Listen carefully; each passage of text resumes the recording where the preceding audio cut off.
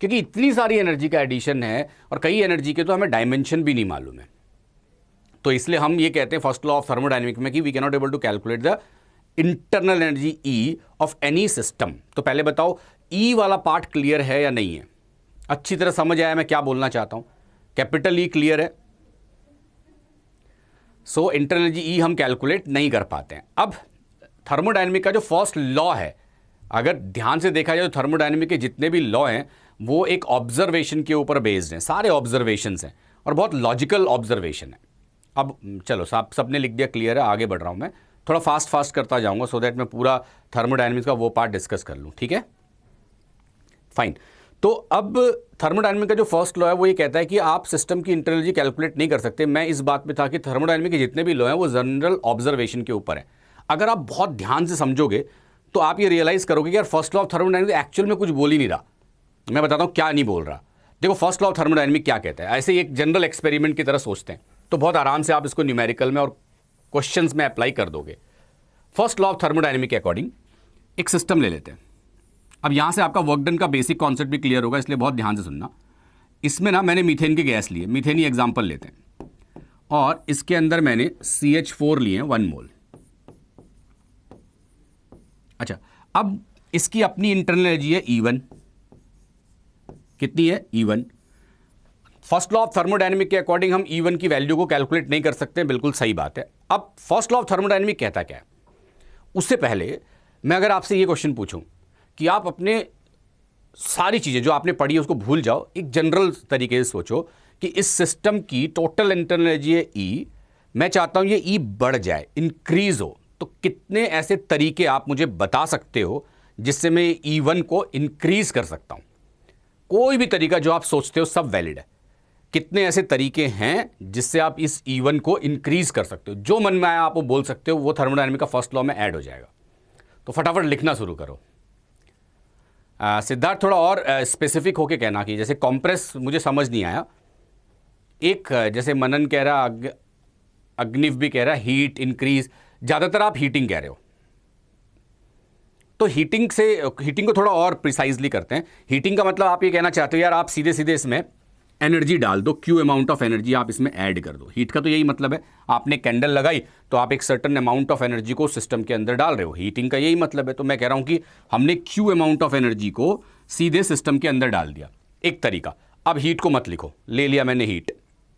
तो फर्स्ट तरीका है क्यू अमाउंट ऑफ हीट आप डाल दो। तो अगर क्यू अमाउंट ऑफ हीट डालोगे तो इंटरनल एनर्जी ई बढ़ जाएगी। फर्स्ट एकदम सही है। सेकंड तरीका, सेकंड वे, प्रिंस प्रेशर को इंक्रीज आप लिख रहे हो, बहुत इनडायरेक्ट वे का एक्सप्लेनेशन है ये। प्रेशर के इंक्रीज करने से एनर्जी में क्या फर्क पड़ेगा जरा सोच के देखो। Mechanical work already we have taken in terms of Q. Mechanical work होता क्या कि आप उसको शेक करोगे तो इसका मतलब आप हीट एनर्जी डाल रहे हो।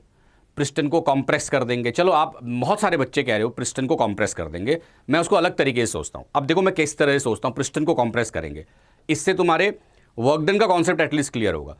क्या ये बोलना ठीक होगा? कन्विंस होगे तो आराम, पहले सोचना, तुम पुरानी चीजों को मत अभी रिकॉल करना 10 मिनट तक, ठीक है? ऐसी सोचते हैं कि इस यूनिवर्स की एनर्जी कांस्टेंट है ना। मेरे लिए यूनिवर्स ये स्टूडियो है जहां से मैं क्लास ले रहा हूं, सपोज मान लेते हैं। तो इस स्टूडियो की एनर्जी कांस्टेंट है, आइसोलेटेड सिस्टम में हूं मैं। अब सोच के देखो, एनर्जी कांस्टेंट का मतलब क्या हुआ कि इस अगर स्टूडियो के अंदर 100 जूल ऑफ एनर्जी फ्लोट कर रही है, चाहे मैं कुछ भी कर दूं 100 जूल ही फ्लोट करेगी। ये हो सकता है कि मेरी एनर्जी 40 और मैंने खूब मेहनत कर दी तो मेरी एनर्जी 20 हो जाएगी, तो सराउंडिंग की एनर्जी 20 बढ़ जाएगी। यही होगा। तो जब आप पिस्टन को मूव करने की बात करते हो या आप उसको कंप्रेस करने की बात करते हो तो उसमें क्या फेनोमेनन हो रहा है इसको समझते हैं। देखो इस कंटेनर में ना एक पिस्टन लगा देते हैं, तब जाके बात और क्लियर होगी। ये लगा दिया मैंने पिस्टन। अब सोच के देखो, मैंने कहा यूनिवर्स की एनर्जी कांस्टेंट है। अब एनर्जी अगर कांस्टेंट है तो उसको समझाते कैसे हैं? इसको समझाते हैं ऐसे, चलो मान लो कि मेरे पास 100 जूल ऑफ एनर्जी है। अब मैं ये तो नहीं बोल सकता कि 100 जूल में या 20 जूल तू निकल जा बाहर, नहीं हो सकता। लेकिन अगर मैं इस बॉटल को यहां से उठा करके यहां रखता हूं तो मैंने वर्क किया, बॉटल को उठाया यहां रखा, तो जब मैं वर्क करूंगा तो मेरी एनर्जी कम होगी। ये तो लॉजिकल है।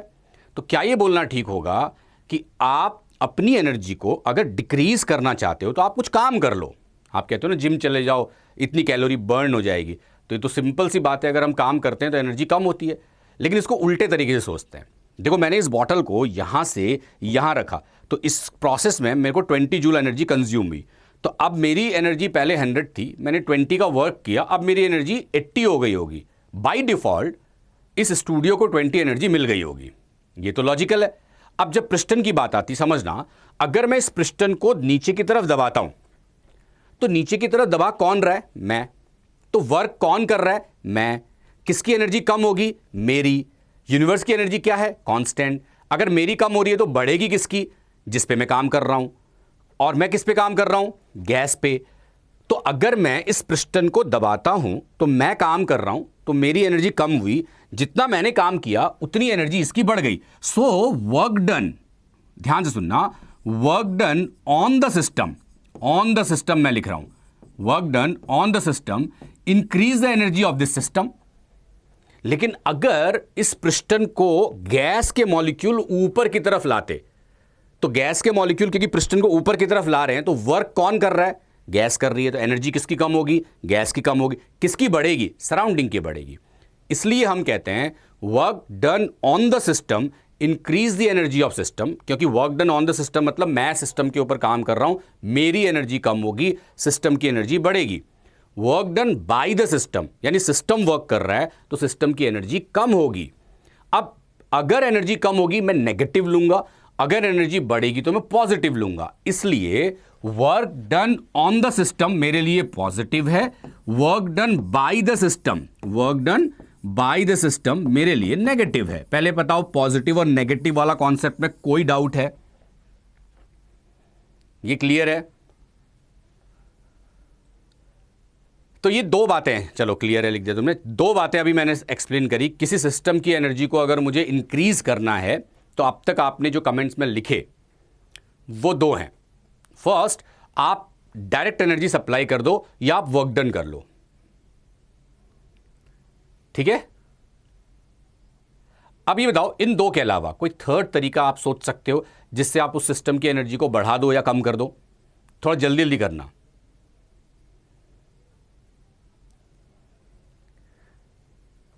यार ये रटा हुआ है क्यों लिख रहा है रवि मंडल? इसमें रटना क्या था?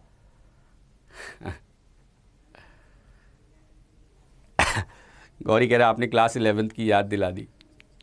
मैं अभी तो 11th 12th सोच ही नहीं रहा, मैं तो बहुत बेसिक सी चीज़ें डिस्कस कर रहा हूं सो दैट इसको आगे बढ़ा पाऊं। इलेक्ट्रोलिसिस, देखो बहुत चीज़ें दिमाग में आ जाएंगी। ऋषभ जैसे कह रहा है कि यार मोल बढ़ा दो, तो बिल्कुल बढ़ेंगे। आप 1 मोल लो, एनर्जी E1 है, 2 ले लोगे तो 2 ही हो जाएंगे, नो डाउट। लेकिन टेम्परेचर मैं ऑलरेडी ले चुका हूं। तो क्या इन दो के अलावा मुझे लगता नहीं कोई और मेथड है, बट क्योंकि टाइम कम है इसलिए मैं आपको भी टाइम नहीं दे रहा हूं। लेकिन आप सोचना, आपको नहीं मिलेंगे। हम क्लास में तो 40 मिनट्स तक यही सोचते थे कि इसकी एनर्जी बढ़ाने के क्या क्या तरीके हो सकते हैं, ठीक है? तो अब आप ये देखो कि पहले इसकी एनर्जी थी E1। मैं थर्मोडायनेमिक फर्स्ट लॉ को अलग तरीके से एक्सप्लेन कर रहा हूं और वो क्या है ये समझना। पहले इसकी इंटरनल एनर्जी थी E1 and no doubt E1 is a function of mass. अगर आप यहाँ पे मीथेन के मोल 1 की जगह 10 ले लोगे तो E1 बढ़ जाएंगे। यार कोई भी चीज़ अगर आप 10 टाइम्स ले लोगे तो सारी एनर्जी 10 टाइम्स तो 100% बढ़ेगी, वो तो ओब्वियस है, उसको छोड़ देते हैं। कांस्टेंट मोल की बात चल रही है। तो अभी इसकी इंटरनल एनर्जी कितनी है? E1। मैंने इसमें अमाउंट ऑफ एनर्जी डाली Q और मैंने इसमें वर्क डन किया W। अब एनर्जी हो गई E2। अब आप सोचो, change in internal energy E2 minus E1 हो जाएगा Q प्लस W। अगर वॉल्यूम कांस्टेंट है जिसको आप कहते हो dV 0 है, तो चेंज इन इंटरनल एनर्जी किसके बराबर हो गई? Q। यही है थर्मोडायनेमिक फर्स्ट लॉ। अब मैंने क्या कहा आपको, थर्मोडायनेमिक फर्स्ट लॉ कुछ भी नहीं है, उसका रीजन मैं समझाता हूं। देखो पहले तो थर्मोडायनेमिक का फर्स्ट लॉ ये कहता है किसी भी सिस्टम की इंटरनल एनर्जी को आप चेंज नहीं कर सकते, लेकिन चेंज इन इंटरनल एनर्जी आप कैलकुलेट कर सकते हो। उसका रीजन पता है क्या है? क्योंकि चेंज करने वाले आप हो। देखो क्या आ रहा है, delta E equal to Q। Change in internal energy है किसके बराबर है? Q। Q क्या है? Heat supply. हीट सप्लाई कौन कर रहा है? आप कर रहे हो। तो मुझे ये पता है कि मैं ये कह रहा हूं यार इसकी एनर्जी कितनी है मुझे नहीं पता, लेकिन अब मैं कह रहा हूं मैंने ना 5 जूल डाल दी इसमें, मुझे नहीं पता इसकी एनर्जी कितनी है, लेकिन change in internal energy 5 joule है क्योंकि मैंने 5 जूल डाली है। तो 5 जूल मुझे इसलिए पता है क्योंकि मैं डाल रहा हूं। यही है फर्स्ट लॉ ऑफ थर्मोडायनेमिक। तो हम ये कहते हैं internal energy E can not be calculated but change in internal energy can be calculated because we are going to add that amount of energy to the system.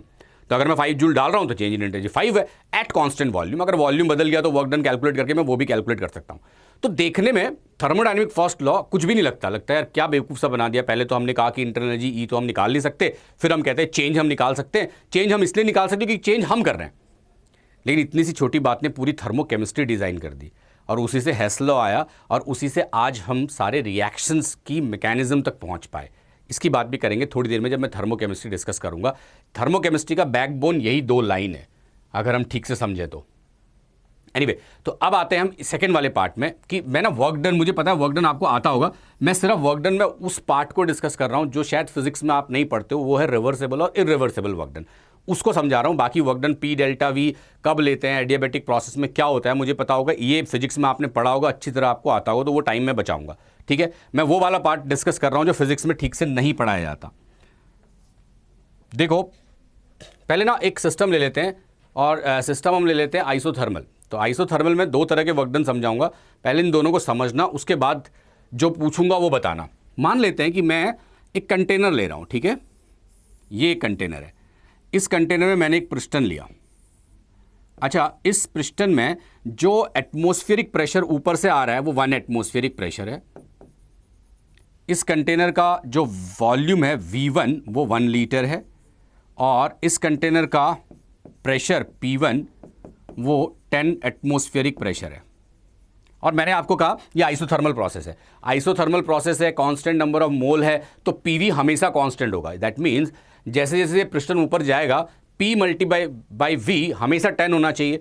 देखो P1 10 है, V1 1 है, तो 10 into 1 1 हुआ। तो हर इस बात से सब कन्फ्यूज होगी, पिस्टन जैसे जैसे किसी भी मूवमेंट पे आप चेक करो PV 10 होना चाहिए। ये तो क्लियर है, बॉयज लोग पूरी तरह से वैलिड है यहाँ पे। अब मैं क्या कर रहा हूँ सॉरी, देखो इंटरनल प्रेशर अगर 10 है, वॉल्यूम है 1 लीटर, एक्सटर्नल प्रेशर 1 है, तो पिस्टन तो ऊपर जाएगा, उसको रोकने के लिए इसके ऊपर एक ब्लॉक लगा दिया। इस ब्लॉक का प्रेशर अगर आप निकालो तो mg/a आएगा, जो सपोज 9 एटमॉस्फेयर के बराबर है। अब आप सोचो ब्लॉक की वजह से pressure 9, atmospheric pressure 1, 1 plus 9 10, internal भी 10, तो इक्विलिब्रियम पे है, तो पिस्टन मूव नहीं कर रहा, वर्क डन एट प्रेजेंट 0 है। क्लियर हो गई। अब अगर मैं ये ब्लॉक को यहां से हटा दूं, ध्यान से समझना इस बात को, इस ब्लॉक को यहां से हटा दूं तो अब सडनली 9 एटमॉस्फेरिक प्रेशर कम हो गया। अब एक्सटर्नल प्रेशर तो अभी भी 1 ही है, इंटरनल अभी कितना है 10, तो ये पिस्टन कहां मूव करेगा, ऊपर। कब तक मूव करेगा अगर मैं पूछूं तो आप बोलोगे जब तक वॉल्यूम 10 लीटर ना हो जाए, क्योंकि 10 इंटू 1, क्योंकि इंटरनल प्रेशर को आप 1 लाना पड़ेगा क्योंकि एक्सटर्नल के बराबर है, तभी इक्विलिब्रियम आएगा। तो आप बोलोगे यार ठीक है चलो, कोई इसमें तो कोई प्रॉब्लम ही नहीं है, ये पिस्टन ऊपर जाएगा। और कब तक ऊपर जाएगा, जब तक इंटरनल प्रेशर जो है 1 ना हो जाए। तो देखो अब यहां पे P2 की वैल्यू हो गई 1, ऑब्वियसली V2 की वैल्यू हो गई 1 लीटर, क्लियर, सॉरी 10 लीटर। तो PV अभी 10 है, PV अभी यहां पे भी 10 है। इस वाले केस में हुआ क्या, ये जो पिस्टन था वो स्ट्रेट अवे एक्सटर्नल प्रेशर 1 के अगेंस्ट वर्क कर रहा है। तो अगर आप इसका ग्राफ भी प्लॉट करते हो PV का, तो आप बहुत इजीली इस चीज को डिफाइन कर पाते हो। देखो कैसे, आप ये कहते हो यार प्रेशर P1 था, सॉरी वॉल्यूम V1 था, तो प्रेशर P1 था, और ये आपका P2 है, ये आपका V2 है। अब ये P1 कौन सा है, 1, तो 1 एटमॉस्फेरिक प्रेशर के अगेंस्ट इतने का वर्क डन आपने किया होगा। तो ये तो बहुत आसान सा है कि इसका आप ग्राफ निकाल लो, या P डेल्टा V कर लो, या -9 एटमॉस्फेयर लीटर कर लो, या -909 जूल कर लो, तो आप वर्क डन ईजिली कैलकुलेट कर लोगे। यहां तक समझ गए। मैं थोड़ा सा इसमें चेंज करता हूं। चेंज कैसा, इसी कंटेनर में जो ब्लॉक मैंने रखा था उसको बदल देता हूं। देखो आप कहां से चीजें बदल रही हैं। अब मैंने यहां पे 2 ब्लॉक रखे, सेम कंडीशन है, एक्सटर्नल प्रेशर अभी 1 है, एक ब्लॉक का मास 4.5, दूसरे का मास 4.5, इसका V1 1 लीटर, इसका P1 10 एटमॉस्फेयर। अब मैंने क्या किया, 4.5 वाले ब्लॉक को हटाया। तो जैसे ही मैं 4.5 को ब्लॉक को हटाऊंगा तो अब एक्सटर्नल प्रेशर होगा 5.5। पिस्टन ऊपर तब तक जाएगा जब तक इंटरनल प्रेशर भी 5.5 ना हो जाए। द मोमेंट इंटरनल प्रेशर 5.5 है, पिस्टन रुक गया। जैसे ही रुका मैंने दूसरा ब्लॉक भी हटा दिया रुकने के बाद, तो अब एक्सटर्नल प्रेशर 1 है, फिर से ब्लॉक जो पिस्टन है वो ऊपर की तरफ मूव करेगा जब तक इंटरनल प्रेशर 1 ना हो जाए। और जहां पे वो रुकेगा वो वॉल्यूम V2 10 लीटर ही होगी। तो अगर मैं एक एक करके ब्लॉक हटाऊं, तो फर्स्ट ये वाला ब्लॉक था और सेकंड यहां पे ब्लॉक हटाया, तो यहां की कंडीशन V1 हो जाएगी 10, P1 हो जाएगा 1 एटमॉस्फेयर, तो ये वही कंडीशन है जो यहां पे आई थी डायरेक्टली, बट इसमें 2 स्टेप के बाद आई। तो अगर मैं इस कंडीशन का वर्क डन को कैलकुलेट करूं कि ये W2 है टोटल वर्क डन, और यहां पे वर्क डन कैलकुलेट करूं ये W1 है, और सेम कंडीशन है इनिशियल और फाइनल की, तो आपके हिसाब से W1 एंड W2 दोनों सेम होंगे या कोई एक ज्यादा होगा? अगर ज्यादा है तो कौन सा ज्यादा है? सेम है तो सेम, फटाफट लिखना। चलो अभी बताता हूं आंसर, अभी तो मैं बस आपके देख ही रहा हूं क्या आंसर है। पहले जो मैं बोलना चाह रहा हूं वो क्लियर है ना सबको? सेम सेम सेम, W2 ज़्यादा है, सेम होंगे, ठीक है।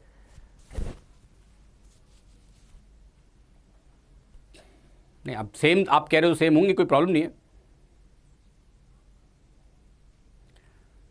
डिफरेंट होंगे मत लिखो। अगर आप डिफरेंट कह रहे हो तो जो ज़्यादा है वो लिखो। 50% सेइंग सेम, 50% सेइंग ग्राफ से पता चलेगा। ग्राफ बना लो, ग्राफ से अगर पता चल रहा है तो। W1 is more, Kailash same, ठीक है। आंसर है W2 इज मोर। देखो, जब भी आप लॉजिक से हट के फॉर्मूले में जाओगे जो आपने पढ़ा है, तो मैक्सिमम जगह तो गलतियां कर दोगे यार। मैं एक लॉजिक समझाता हूं, सुनो। एक एक्सपेरिमेंट बताता हूं तुम्हें, आप घर पे करना, आप समझ जाओगे मैं क्या बोलना चाहता हूं। आप अपने अपने घर पे बैठे हो, मैं हाउ को एक्सप्लेन कर रहा हूं, बस मेरी बात सुनना। आप अपने अपने घर में बैठे हो, किसी न किसी चेयर में बैठे हो, जो सबसे नज़दीक का डोर आपको दिखाई दे रहा है वो देखो। आप सब अपने अपने डोर को देखो। देख लिया? नज़दीक का डोर दिखा? चलो अब एक छोटा सा एक्सपेरिमेंट करते हैं। अभी करने की जरूरत नहीं है, बस आप विजुअलाइज करना। एक्सपेरिमेंट ऐसा है, एक चेयर है जिसको आपको पुश करके उस डोर तक लेके जाना है, सही है? 2 अलग अलग कंडीशन है। तो पहली कंडीशन, फर्स्ट केस, जहां आप अपने चेयर को ऐसे पुश करके डोर तक ले जा रहे हो। फर्स्ट केस आपने कैलकुलेट किया, क्योंकि आप पुश कर रहे हो तो आप वर्क कर रहे हो, तो आपकी टोटल एनर्जी जो कंज्यूम हुई, मान लेते हैं 100 जूल हुई, सही है? थोड़ी कैलकुलेशन कर लिया हमने। Second case, again same chair in the same position जैसे पहले था। अब मैंने क्या किया, उस चेयर के ठीक पीछे 2 बुक रख दी, सही है? अब मैंने कहा अब पुश करके उसको डोर तक लेके जाओ। अब आप जब पुश करोगे आपको ज्यादा एनर्जी लगेगी, लेकिन आप फिर भी डोर तक लेके चले गए। तो फर्स्ट केस, सेकंड केस, ये बात समझ आई? तो फर्स्ट केस में आपने टोटल जो वर्क किया वो 100 था, लेकिन जब बुक रखी थी और फिर आप उसको पुश कर रहे थे, क्या उस समय भी 100 ही रहा होगा? तो आपको लगेगा नहीं, उस समय ज्यादा है क्योंकि आपने ज्यादा एनर्जी लगाई। तो जब यहां पे सही लॉजिक काम कर रहा है तो यहां पे क्यों नहीं? देखो, यहां पे आप जब ब्लॉक हटा रहे थे ना, तो ये पिस्टन आपकी चेयर है और यहां पे जो गैस है वो आप हो। तो जब एक गैस इसको पुश कर रही है तो एक्सटर्नल 1 था, तो बहुत आराम से यहां तक आया, तो W1 उसका वर्क था। लेकिन इस केस में जब ये 4.5 को आप हटा रहे हो ना, तो 5.5 के अगेंस्ट उस गैस को काम करना पड़ रहा है, यानी आपने बुक रखी थी उसके ऊपर, पिस्टन के ऊपर। ये बात समझ आ रही है? तो अब आप क्योंकि 5.5 तक लाए तो बहुत एक्सटर्नल प्रेशर ज्यादा था, तो आपने ज्यादा काम किया होगा। लेकिन जब आप सेकंड ब्लॉक हटाओगे तो वो वाले पॉइंट से उस पॉइंट तक का जो वर्क होगा वो भले ही सेम हो, लेकिन शुरुआत का तो ज्यादा होगा। ये लाइन समझ आई? अब पाथ फंक्शन की बात अभी नहीं कर रहा अभिषेक, पाथ फंक्शन को समझाना तो बहुत आसान है यार। अच्छा, अब यहां पे इस पार्ट में मैं ये कह सकता हूं कि जो फर्स्ट केस था उसमें आपने वर्क थोड़ा ज्यादा किया होगा। अच्छा, अब ये तो समझ गए होंगे सारे। अब एक बहुत सिंपल सी बात, अगर मैं 2 की जगह 3 ब्लॉक रखता, सोच के देखो जरा, इन 2 की जगह 3 ब्लॉक रखता, पहला ब्लॉक हटाता, ऊपर आता पिस्टन, फिर दूसरा ब्लॉक हटाता, फिर से ऊपर आता, फिर थर्ड ब्लॉक हटाता, फिर ऊपर जाता, तो अब आप इस बात से कन्विंस्ड हो कि उसमें और ज्यादा वर्क होता, ठीक है? और अगर आप इसका ग्राफ, आपने किसी ने लिखा है ग्राफ से भी कर सकते थे, तो कर लो ग्राफ से, कोई प्रॉब्लम नहीं है ग्राफ से। ये देखो आप, ये आपका है P1 जो कि 1 एटमॉस्फेयर है, ये आपका है P2 जो कि इसको हटा ही देते हैं, ये P1, ये P2 जो कि 10 एटमॉस्फेयर के बराबर है। ये आप ले लो P1 प्लस 4.5, ये ले लो आप V1, ये ले लो आप V2, ये ले लो आप V डैश। तो जब V1 से V डैश तक गया तो P1 प्लस 4.5 के अगेंस्ट गया, उसके बाद वाला P1 के साथ गया। तो देखो, ये वो वर्क था जो आप फर्स्ट वाले केस में कर रहे थे। देखो, फर्स्ट वाले केस में रेड वाला वर्क है, W1 है, और ये वो एडिशनल वर्क है जो आप वहां पे कर रहे हो। तो अगर आप ग्राफ से भी निकालना चाहते हो तो इतना ज़्यादा काम तो किया ही, लेकिन मैं तो कह रहा हूं यार ग्राफ की जरूरत ही क्या है। आप पिस्टन के ऊपर जितना वेट रखोगे उसको उतना ज़्यादा काम करना पड़ेगा। एक सिंपल सी लॉजिक की बात है और बहुत सिंपल सी बात भी है ना। ये लाइन सबके समझ में आ गई। चलो अब पॉइंट ये है कि इस पिस्टन के ऊपर अगर मल्टीपल ब्लॉक रख दिए जाएं तब वर्क डन ज्यादा होगा, ये मानते हो आप? क्लियर है? अब देखो मैं क्या बोलना चाहता हूं इसको समझते हैं।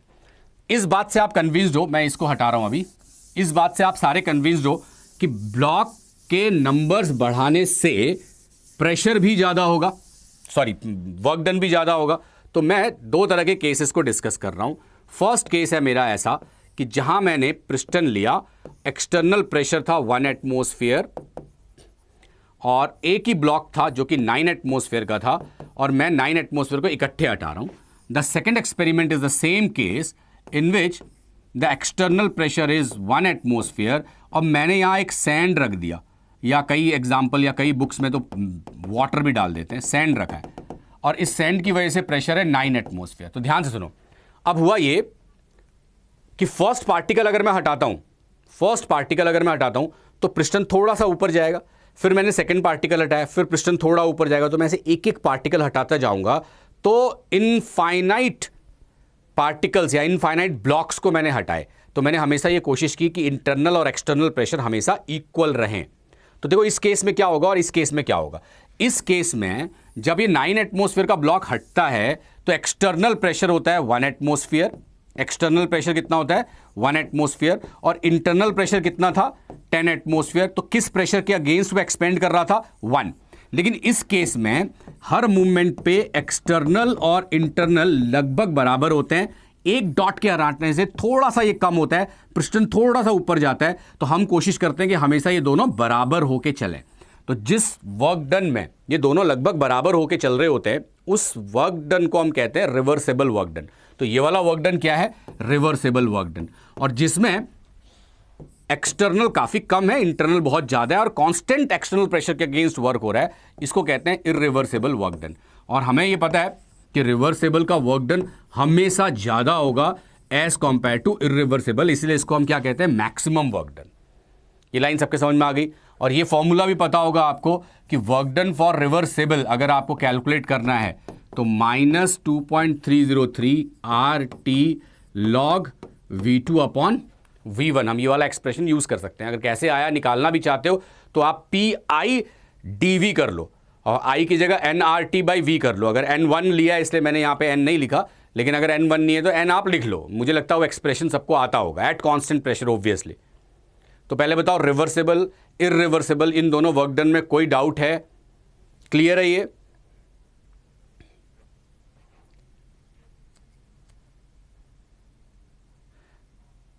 इंडस्ट्री में हमेशा कोशिश करते हैं कि रिवर्सेबल वर्क डन हो। कंप्रेशन में उल्टा इसलिए होगा क्योंकि आप वर्क कर रहे हो।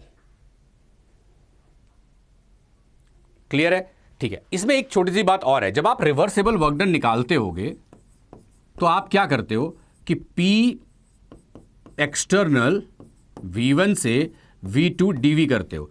इस केस में क्योंकि एक्सटर्नल और इंटरनल इक्वल था तो इसीलिए मैं एक्सटर्नल की जगह ये लिख लेता हूं इंटरनल। बहुत बच्चे कंफ्यूज होते हैं कि यहां EI क्यों लिखा रहता है। यहां सिर्फ EI इसलिए लिखा है क्योंकि एक्सटर्नल और इंटरनल क्या है? इक्वल है। मैं इसको रिप्लेस कर देता हूं nRT V1 V2 dV/V से। तो अब आप देखो रिवर्सेबल वर्क डन में इसको सॉल्व करते हो अगर आप, तो एक्सप्रेशन क्या आता है? nRT ln V2/V1। एक इंपॉर्टेंट चीज क्या है, मैंने कहा था ये आइसोथर्मल है इसलिए मैं इसको इंटीग्रेट कर पाया। अगर ये एडियाबैटिक होता तो क्या यहां पे T को बाहर लाके आप इंटीग्रेट कर पाते? आंसर है नहीं, क्योंकि T की वैल्यू तो बदल जाती। इसलिए आपको एक नए टर्म्स की जरूरत होती जहां पे प्रेशर, वॉल्यूम, टेम्परेचर तीनों चेंज हो रहे हैं फिर भी आपको P और V का रिलेशन मिल पाए। ये क्या कह रहा हूं समझ आया आपको? प्रेशर, वॉल्यूम, टेम्परेचर ये तीन वेरिएबल हैं। तो आपके पास गैस लॉ के हिसाब से तो एक ही एक्सप्रेशन है P1 V1 by T1 equal to P2 V2 by T2। लेकिन अगर मैं चाहता हूं कि तीनों बदल रहे हैं लेकिन P और V का रिलेशन आए, तब आपको चाहिए एडियाबैटिक कांस्टेंट, है ना, जिसको आप क्या कहते हो? गामा। तो एडियाबैटिक कांस्टेंट से आप यहां पर रिप्लेस करते PV को क्या लिखते हैं आप, PV to the power gamma. ठीक है, ये फिर पॉजिटिव नेगेटिव में आप कंफ्यूज मत हो। देखो अगर पिस्टन ऊपर जा रहा है तो वर्क गैस कर रही है, जब गैस वर्क करेगी उसकी एनर्जी कम होगी, जब उसकी एनर्जी कम होगी तो मैं नेगेटिव साइन दूंगा। और अगर आप उसको कंप्रेस करोगे, आप वर्क कर रहे हो, आप वर्क करोगे तो पिस्टन नीचे आ रहा है, पिस्टन नीचे आ रहा है तो सिस्टम की एनर्जी बढ़ रही है, क्योंकि सिस्टम की एनर्जी बढ़ रही है तो मैं उसको लूंगा पॉजिटिव। तो इसलिए पॉजिटिव नेगेटिव में कभी कंफ्यूज मत होना। पहले बताओ ये वाली लाइन क्लियर हुई। अब आप एडियाबैटिक का भी वर्क डन निकालना चाहो तो आप उसको भी इजीली कैलकुलेट कर सकते हो। मुझे लगता है एडियाबैटिक वाला कॉन्सेप्ट सबका क्लियर भी होगा। क्लियर तो है? ठीक है। पॉलीट्रॉपिक प्रोसेस देखो, अब फिर उसके लिए मुझे वो भी एक्सप्लेन करना पड़ेगा, मैं फॉर्मूले बता दूंगा। ठीक, थोड़ा बहुत फिजिक्स में भी तो पढ़ोगे, एक क्लास में मुझे सब कुछ बताना भी तो है। चलो अब आप ये बताओ, सीपी सीवी ये दो पार्ट सबका क्लियर है? सीपी सीवी, मैं दो चीजें इसमें एक्सप्लेन कर रहा हूं, एक जो मेरे काम की भी है, मैं लिखता हूं enthalpy delta H equal to N C P delta T, और मैं लिखता हूं C V N delta E, internal energy N C V delta T. एक एक्सप्रेशन और भी है, वो क्या है, C P minus C V equals to R. C P minus C V R क्यों है? क्योंकि सी पी का मतलब होता है कांस्टेंट प्रेशर पे एक मोल का 1 डिग्री बढ़ाना। अब मैं एक्सप्लेन कर रहा हूं कि यार ये आर क्यों आ रहा है यहां पे। ये आर एक्चुअली कुछ नहीं है, यहां पे वर्क डन ही है। अगर आप वर्क डन ठीक से समझे तो ये वाला आर वर्क डन आप यहां पे इजीली पकड़ भी लोगे। मैं एक्सप्लेन कर रहा हूं इसका मतलब क्या है। देखो बहुत आसान सा तरीका है, मैं ना एक कंटेनर ले रहा हूं, इस कंटेनर में कोई पिस्टन नहीं लगा और इसके अंदर गैस के मोल हैं 1, तो ये 1 मोल गैस है। कितने मोल है? 1 मोल मीथेन। एक और कंटेनर लेते हैं जिसमें एक पिस्टन लगा हुआ है और इसमें भी 1 मोल मीथेन है, सेम गैस, और दोनों का टेम्परेचर ना 25 है। कितना है? 25। ये कितना है? 25। मैं चाहता हूं ये 25 से 26 हो जाए, 26, ये भी हो जाए 26। अब आप ध्यान से सुनना, मैं ना इसमें 10 जूल है, ध्यान से देखना, 10 जूल एनर्जी डाला, 1 डिग्री बढ़ गया, तो मेरे लिए 10 जूल CV है। क्या है? CV, क्योंकि amount of heat required to raise 1 degree for 1 mole of gas at constant volume is known as CV। तो मेरे लिए 10 जूल क्या हो गया? CV। अब आप सोचो, यहां पे मैंने डाला 15 जूल, कितना?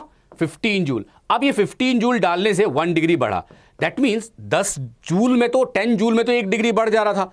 तो यहां पे 15 मैंने क्यों डाला? क्योंकि जैसे ही मैं एनर्जी डाल रहा हूं पिस्टन ऊपर जा रहा होगा, क्योंकि पिस्टन ऊपर जा रहा है तो वर्क कौन कर रहा है? गैस कर रहा है, तो उसकी एनर्जी कम हो रही होगी। अब वो एनर्जी कम कहां से लाया? जो आप डाल रहे हो। इसका मतलब एडिशनल 5 वर्क डन में लग गई, तो वो एडिशनल 5 जो वर्क डन में लगी वो आर के बराबर थी, इसलिए सीपी और सीबी का डिफरेंस आर के इक्वल होता है, इसलिए यहां पे आर वर्क डन है।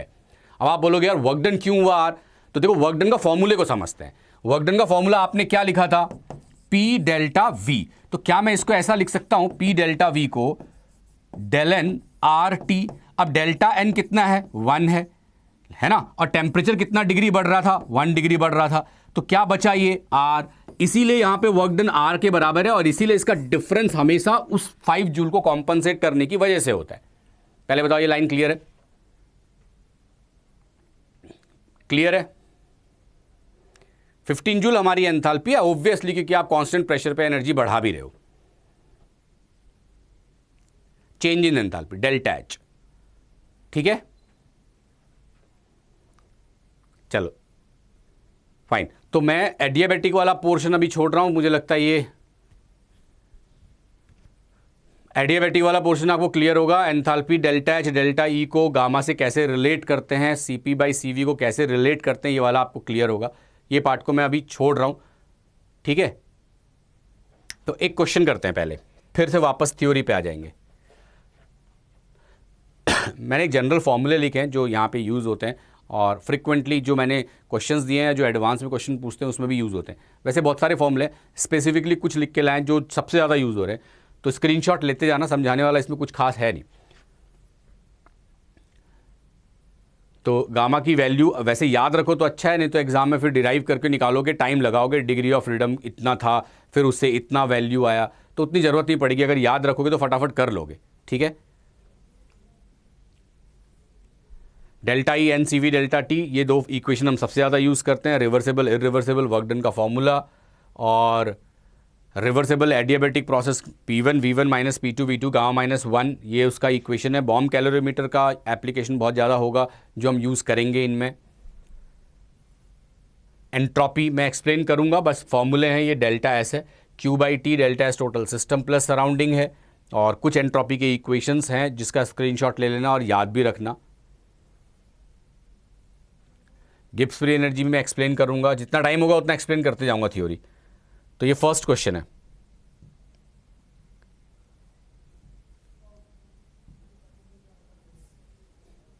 तो फर्स्ट क्वेश्चन जरा फास्ट करना। वैल्यू फॉर्मूला सीपीसीबी का, डिग्री ऑफ फ्रीडम सिद्धार्थ मैंने नहीं समझाया यार, फिर तो बहुत लंबी थ्योरी होती, कितना क्या क्या समझाऊं मैं उसमें, इसलिए थोड़ा बहुत जितना बेसिक चीज़ें हैं वो समझा रहा हूँ, बाकी फॉर्मूले बता दिए। अब हम क्वेश्चंस करते हैं। हाँ सिद्धार्थ बिल्कुल सही पकड़ा है, फर्स्ट तो नहीं था यार, सेकंड थर्ड है।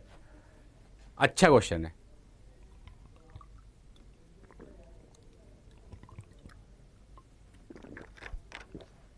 I use P1 V1 minus P2 V2 divided by gamma minus 1। Ashmit अभी हम स्पॉन्टेनियस में नहीं आए, स्पॉन्टेनियस वाले प्रोसेस तक पहुंचे नहीं है।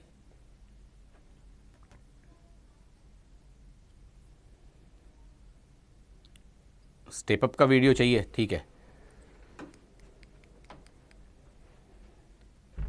कैलकुलेटर यूज कर सकते हो।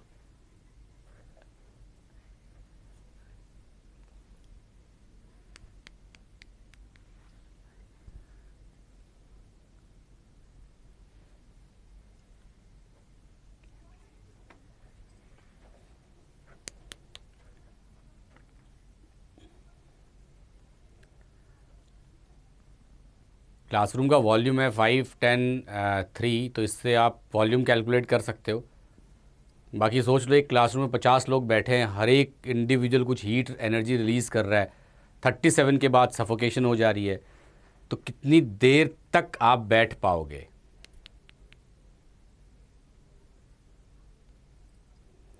वो टेक्नोलॉजिकल अपना नाम बदल ले।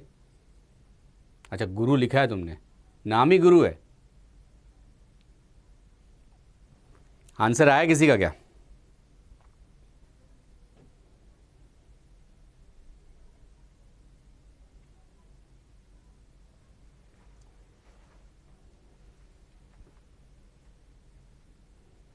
हातुल बैठो बैठो। 6.86, ठीक है चलो शुरू करता हूं मैं। देखो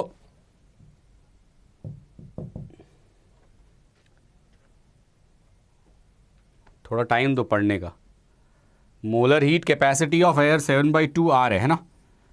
तो ऐसा कर लेते हैं, सबसे पहले मैं ये लिख सकता हूँ क्या, 1 मोल एयर का 1 डिग्री सेंटीग्रेड टेम्परेचर को इंक्रीज करने के लिए 7/2R इतनी जूल ऑफ एनर्जी चाहिए। तो सबसे पहले हम ऐसा कर लेते हैं कि 5 मीटर मल्टीप्लाइड बाई 10 × 3 ये उस क्लासरूम का वॉल्यूम है। तो PV equal to NRT use करके number of mole of gas present in the classroom calculate कर लो। एक मोल एयर का 1 डिग्री बढ़ाने के लिए इतनी जूल चाहिए, तो उतने मोल का 1 डिग्री बढ़ाने के लिए कितनी एनर्जी चाहिए ये कैलकुलेट कर लो, मल्टीप्लाइड बाय 17 कर लो, 37 तक पहुंच जाओगे। एक आदमी 150 जूल रिलीज़ कर रहा है 1 सेकंड में, हमारे रूम में कितने हैं 50, तो 50 मल्टीप्लाइड बाय 150 मल्टीप्लाइड बाय 60, उस वैल्यू को उस एनर्जी से डिवाइड कर दो, तो वो पर्टिकुलर टाइम आ जाएगा जिस समय पे वो टेम्परेचर 37 पहुंचा होगा। ऊपर से गया तो बताओ, फिर लिख के बताऊंगा। क्लियर है?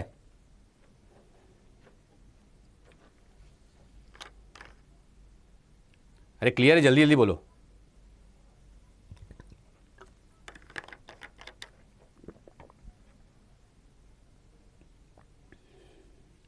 ऊपर से गया, एक बच्चे ने लिखा है, लिखकर बता दीजिए। चलो ठीक है, ऊपर से गया, इसका मतलब शुरू से बताऊं। देखो धीरे धीरे 7/2 R, इतना जूल ऑफ एनर्जी चाहिए 1 डिग्री टेम्परेचर बढ़ाने के लिए 1 मोल का। सही है? तो इतने वॉल्यूम का, अब आप PV equal to NRT use कर सकते हो ना। तो यहाँ से number of mole of gas calculate कर लो, फिर 7/2 R मल्टीप्लाइड बाई N करो, तो ये टोटल एनर्जी आएगी 1 डिग्री इंक्रीज करने के लिए। किसका? उस रूम का, है ना। वॉल्यूम का यूनिट लेने के लिए ऋषभ वर्मा तुम्हें मीटर में दे रखा है, लीटर में चाहिए तो मल्टीप्लाइड बाई 3 कर लेना, तो वो लीटर में आ जाएगा। तो PV इक्वल टू NRT में लीटर ही लेते हो ना, तो आपको टोटल मोल ऑफ गैस आ जाएंगे। तो उस रूम में इतने गैस है ये पता चल जाएगा। तो अब इतना डिग्री, 1 डिग्री के लिए इतना एनर्जी आई। अच्छा, अब आप ये देखो कि एक आदमी कितनी एनर्जी रिलीज कर रहा है, 150 जूल एक सेकंड में। तो अगर यहां लिख रहा हूं, हाँ, 150 मल्टीप्लाइड बाई 50 मल्टीप्लाइड बाई 60, इतनी एनर्जी एक सेकंड में मिलेगी। तो इसको इससे डिवाइड कर देते हैं, तो वो टाइम नहीं आ जाएगा, इतने टाइम में वो 37 में पहुंच जाएगा। ये 1 डिग्री के लिए था, तो इंटू पहले कितना टेम्परेचर था ये देख लो आप, 20 था, 37 पे सफोकेशन हो रहा है, तो इंटू 17 कर दे रहा हूं मैं, है ना, और उसको इससे डिवाइड कर देता हूं, तो वो टाइम आ जाएगा। वॉल्यूम का यूनिट रिसर्व मैंने ऑलरेडी एक्सप्लेन कर चुका हूं, अगर नहीं आया तो फिर बताता हूं। देखो PV इक्वल टू NRT वाला एक्सप्रेशन ऐसे लिखना, PV equals to NRT, P volume है हमारे पास 5, 10, 3, 10 की पावर 3, और प्रेशर भी दे रखा है 1। तो नंबर ऑफ मोल कैलकुलेट कर लोगे। पर्सन का टेम्परेचर डिक्रीज भी होगा, ऐसा लिखने की जरूरत नहीं, क्योंकि देखो वो सिंपली ये कह रहा है, मैंने 60 से मल्टीप्लाई इसलिए किया ना, क्योंकि वो 150 वॉट पर पर्सन था, तो 150 जूल पर सेकंड था, तो मैंने उसको मिनट में कन्वर्ट करने के लिए इंटू 60 कर दिया।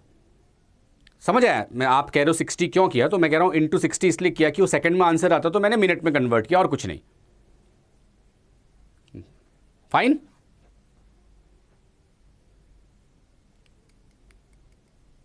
डेसिमल में आंसर आ रहा सिद्धार्थ, तो गलत है यार। ठीक है, वो n नंबर ऑफ मोल है। रौनक कह रहा है इजी क्वेश्चन था। हाँ, वैसे तो इजी था, मतलब थोड़ी कैलकुलेशन ज़्यादा थी, क्वेश्चन डिफिकल्ट तो नहीं है, क्योंकि आप मोल निकाल रहे हो, टेम्परेचर सब कुछ दिया हुआ, बस डिवाइड बाई करना था।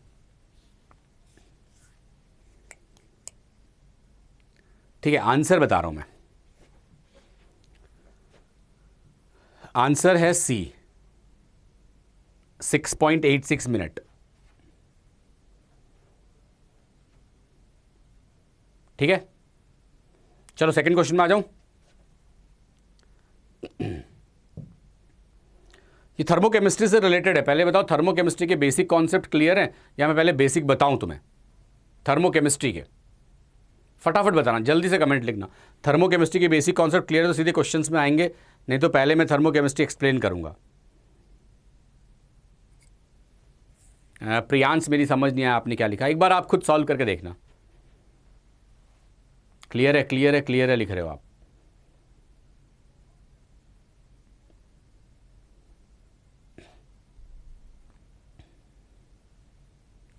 Only resonance energy is not clear Rakesh, सिर्फ एंट्रोपी में डाउट है। एंट्रोपी जैसे ही आएगा मैं एक्सप्लेन, एंट्रोपी तो मैं पहले ही कह चुका हूं, मैं बता दूंगा आपको बहुत धीरे धीरे। तो थोड़ा सा मैं, बहुत सारे ने अब एक्सप्लेन किया है, थोड़ा मैं थर्मोकेमिस्ट्री पे आता हूं।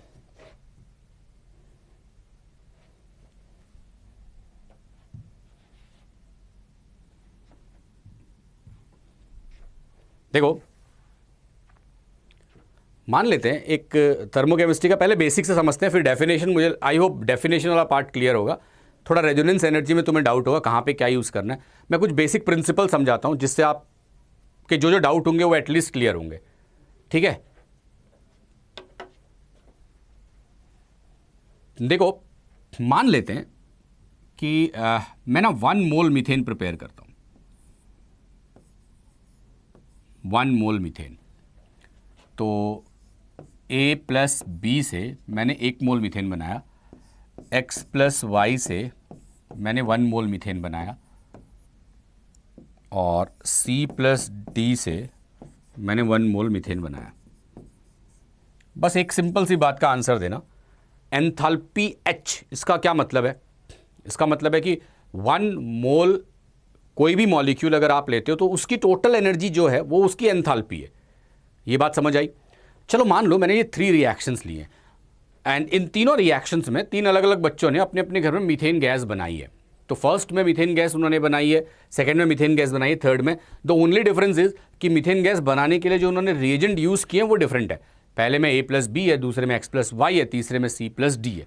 तो अगर ये तीनों अलग अलग हैं तो बस इतना बताओ कि मीथेन जो बन रहा है इसमें इस मीथेन की एंथैल्पी, इस मीथेन की एंथैल्पी, इस मीथेन की एंथैल्पी सेम होगी या डिफरेंट होगी? Enthalpy of individual methane same होगी या डिफरेंट होगी? तीनों ही केसेस में जल्दी बताना, फास्ट। रिएक्शन एंथैल्पी पूछी नहीं है मैंने यार, कंफ्यूज मत हो, सुनो दोबारा समझना, मैं पहले दोनों का डिफरेंस समझा रहा हूं। मान लेते हैं कि A+B give rise to C है, तो आप ना इस रिएक्शन की एंथैल्पी लिखते हो enthalpy of C, enthalpy of A, enthalpy of B, और आप ये कहते हो कि इंडिविजुअल मॉलिक्यूल की एंथैल्पी निकालना पॉसिबल नहीं है, चेंज इन एंथैल्पी निकालना पॉसिबल है, तो इसलिए डेल्टा H हम निकाल सकते हैं, लेकिन ये पार्ट हम नहीं निकाल सकते। हम ये कहते हैं ना, तो मैंने अभी पता है क्या पूछा है? मैंने आपको इन तीनों का डेल्टा H नहीं पूछा, मैंने सिर्फ ये पूछा कि इसकी enthalpy, individual enthalpy of CH4, इसकी इंडिविजुअल एंथैल्पी ऑफ CH4 ये सेम होगी या डिफरेंट होगी? देखो इंडिविजुअल एंथैल्पी ऑफ CH4 ये आइडेंटिकल कंडीशंस पे अगर बनाई जाए तो एंथैल्पी ऑफ फॉर्मेशन में कहां पहुंच गए यार? फॉर्मेशन का तो नाम भी नहीं लिया। सेम होगी लिख रहे हो, परफेक्टली फाइन, आप सबने लिखा है सेम होगी। अच्छा मेरा दूसरा क्वेश्चन है, मैं आंसर अभी थोड़ी देर में देता हूं। मेरा दूसरा क्वेश्चन है, अब आप ये बताओ इन तीनों रिएक्शन का डेल्टा H, इन तीनों रिएक्शन का डेल्टा H सेम होगा या डिफरेंट होगा? तीनों रिएक्शन की एंथैल्पी सेम होगी या डिफरेंट? अब पहला क्वेश्चन था कि इंडिविजुअल एंथैल्पी मीथेन की सेम होगी कि नहीं, अब दूसरा क्वेश्चन है तीनों रिएक्शन का डेल्टा H सेम होगा कि नहीं? डेल्टा H, अब डेल्टा H लिखना,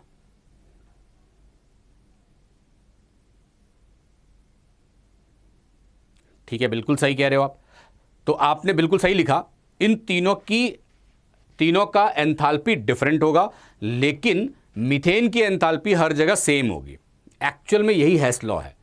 हेस लॉ ये नहीं है कि आप 2 रिएक्शंस को ऐड कर दो या 3 रिएक्शन को ऐड कर दो। हेस लॉ कहता है कोई भी मॉलिक्यूल अगर आप एक फिक्स टेम्परेचर पे बनाओ, इररिस्पेक्टिव ऑफ देयर सोर्स कि वो आप उसको किससे बना रहे हो, उसकी एनर्जी हमेशा सेम होगी, क्योंकि उसकी एनर्जी उस मॉलिक्यूल का रिफ्लेक्शन है।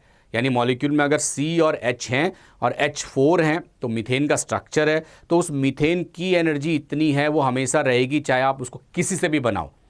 टेम्परेचर बदलोगे तब एंथैल्पी बदलेंगी, नहीं तो एंथैल्पी नहीं बदलेंगी। ठीक है, ये हेस लॉ है। अब इसको हम यूज कैसे करते हैं, और एक पर्टिकुलर रिएक्शन में मैं इसको एक्सप्लेन करूंगा और उसी से पूरी थर्मोकेमिस्ट्री बताऊंगा। बेसिक चीजें आपको आती होंगी आई होप। तो थोड़ा उस पार्ट में आ रहा हूं जिसमें डाउट आता है। देखो एक रिएक्शन लिखते हैं, कुछ डेफिनेशंस हैं। फर्स्ट डेफिनेशन है enthalpy of formation. I hope enthalpy of formation, enthalpy of combustion, enthalpy of neutralization, bond energy, sublimation energy, ये जो बेसिक चीजें हैं वो सबको आती होंगी। एक बार लिखना कमेंट में, फॉर्मेशन, कंबशन, न्यूट्रलाइजेशन, ये जितने भी डेफिनेशंस थे वो सबको याद है, सबको आता है। ये मत बोलना रिवाइज करा दो, फिर वो बहुत लंबा टाइम होगा। ये वाला पार्ट आता है सबको। अब्जुर लिख रहा है यस, ठीक है, बस 2 मिनट में सबके कमेंट्स आ जाएंगे, फिर स्टार्ट करूंगा। हाँ हाँ हाँ ठीक है, परफेक्ट, यही उम्मीद थी, सब यस ही लिखोगे, आती है, ठीक है। चलो अब आपने देखो, बस एक चीज मैं बता रहा हूं इनमें, एंथैल्पी ऑफ फॉर्मेशन जब भी होता है ना, तो आप नेचर के मोस्ट स्टेबल फॉर्म, न्यूट्रलाइजेशन के लिए कुछ कमेंट्स आपने लिखे हैं, मैं वो एक्सप्लेन कर दूंगा। साइन में क्या कंफ्यूजन है उसमें? हाँ, न्यूट्रलाइजेशन में एक्सप्लेन कर दूंगा, 2-3 ने लिख दिया। बॉन्ड डिसोसिएशन, चलो ठीक है, बॉन्ड डिसोसिएशन पे भी आ जाऊंगा, फाइन। तो एंथैल्पी ऑफ फॉर्मेशन में क्या है कि आप ना जिस चीज की फॉर्मेशन की बात कर रहे हो वो नेचर के मोस्ट स्टेबल फॉर्म से होनी चाहिए, और पीरियोडिक टेबल में जो मोस्ट स्टेबल फॉर्म है उसका एंथैल्पी ऑफ फॉर्मेशन हम 0 लेते हैं।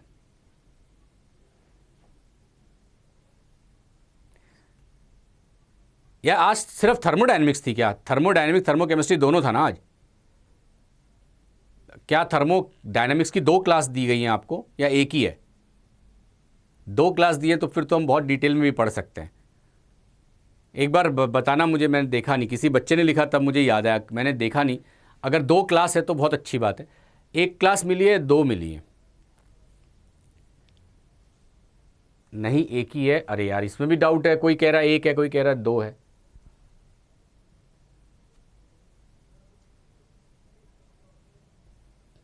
अगली क्लास सॉलिड की है। नहीं, मैं शिफ्ट तो नहीं कराऊंगा किसी शेड्यूल को, सिर्फ 1 है, ठीक है। चलो, तो मैं एक एग्जांपल दे रहा हूं, आप देखना इसको। मैंने लिखा CH4 plus O2 give rise to CO2 plus H2O। इसको बैलेंस कर देते हैं, तो यहाँ पे 2 लगा देते हैं और यहाँ पे 2 लगा लेते हैं, ये हो गई बैलेंस।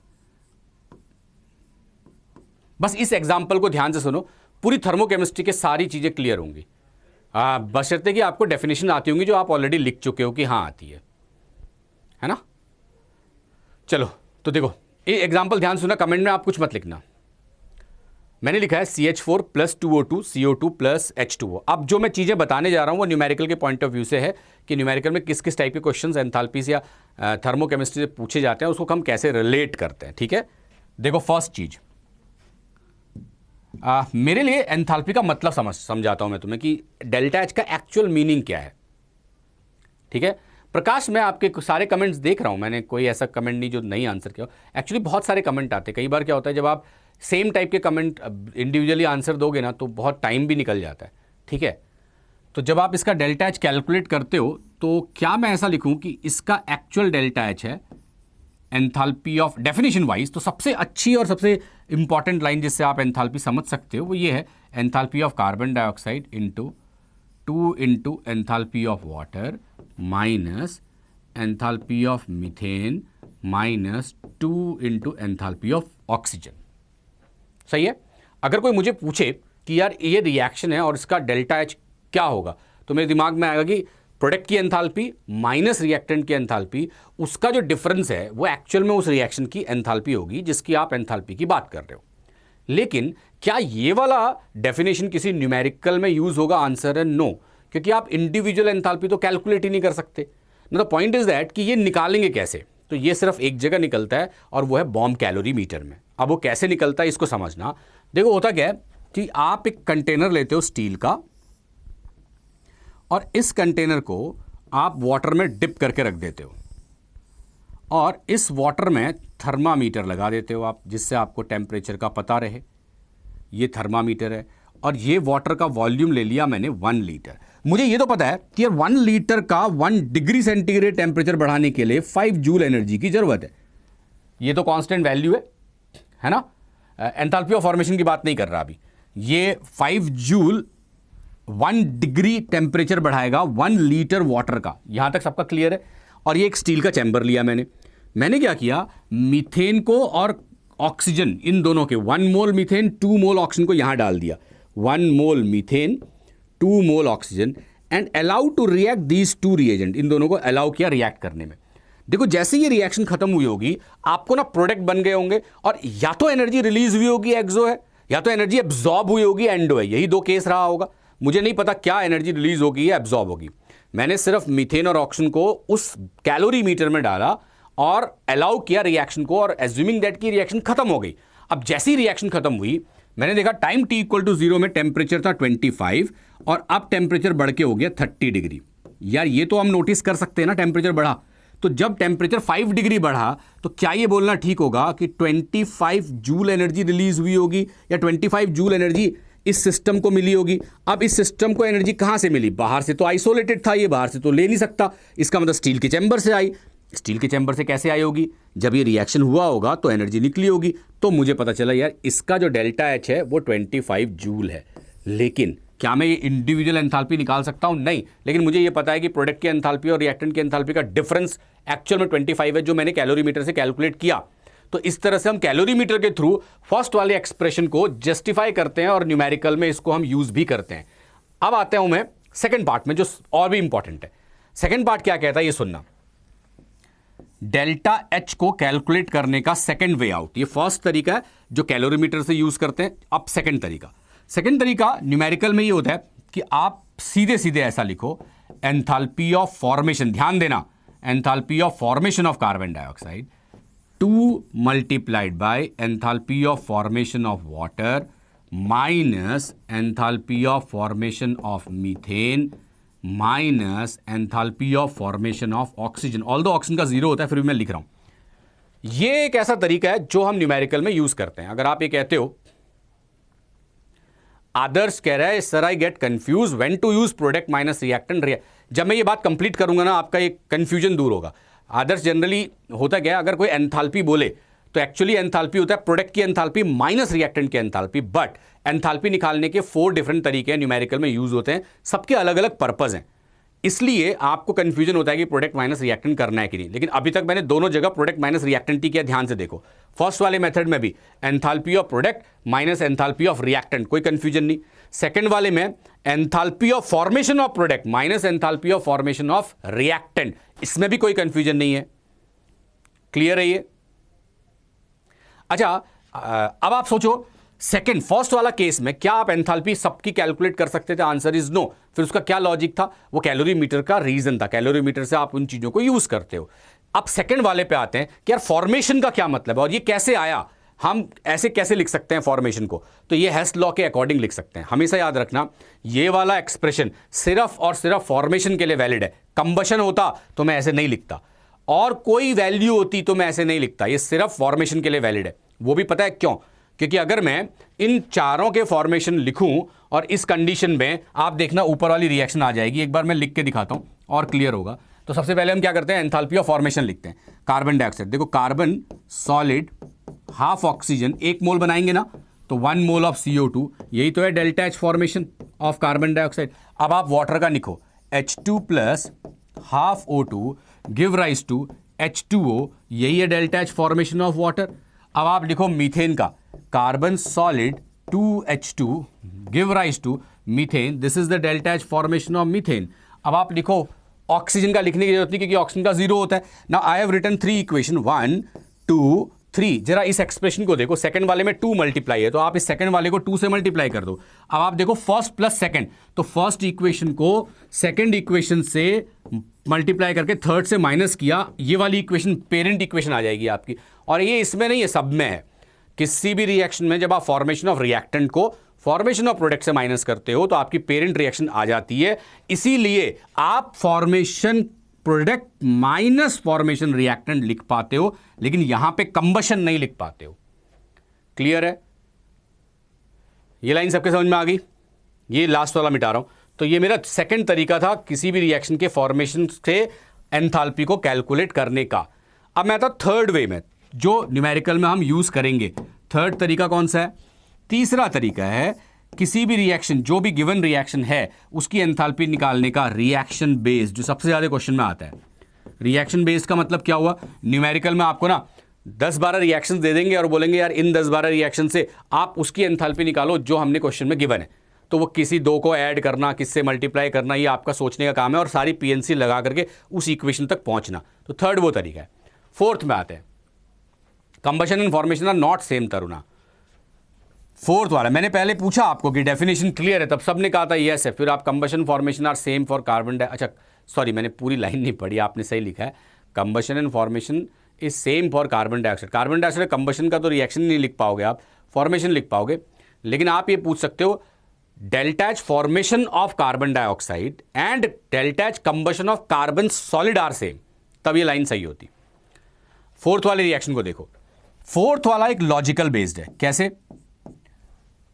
मैं फोर्थ वाले में ना पूरी थर्मोडायनेमिक्स को थोड़ा चेंज करके सोचता हूं। कैसे सोचूंगा? मैं ये देखूंगा यार रिएक्शन का मतलब क्या है मेरे लिए। रिएक्शन का मतलब मेरे लिए यह है कि पुराने बॉन्ड को ब्रेक करना और नए बॉन्ड को बनाना, यही 2 काम हम करते हैं। पुराने बॉन्ड को तोड़ते हैं, नए बॉन्ड को बनाते हैं। ये वाली लाइन ध्यान से सुनना।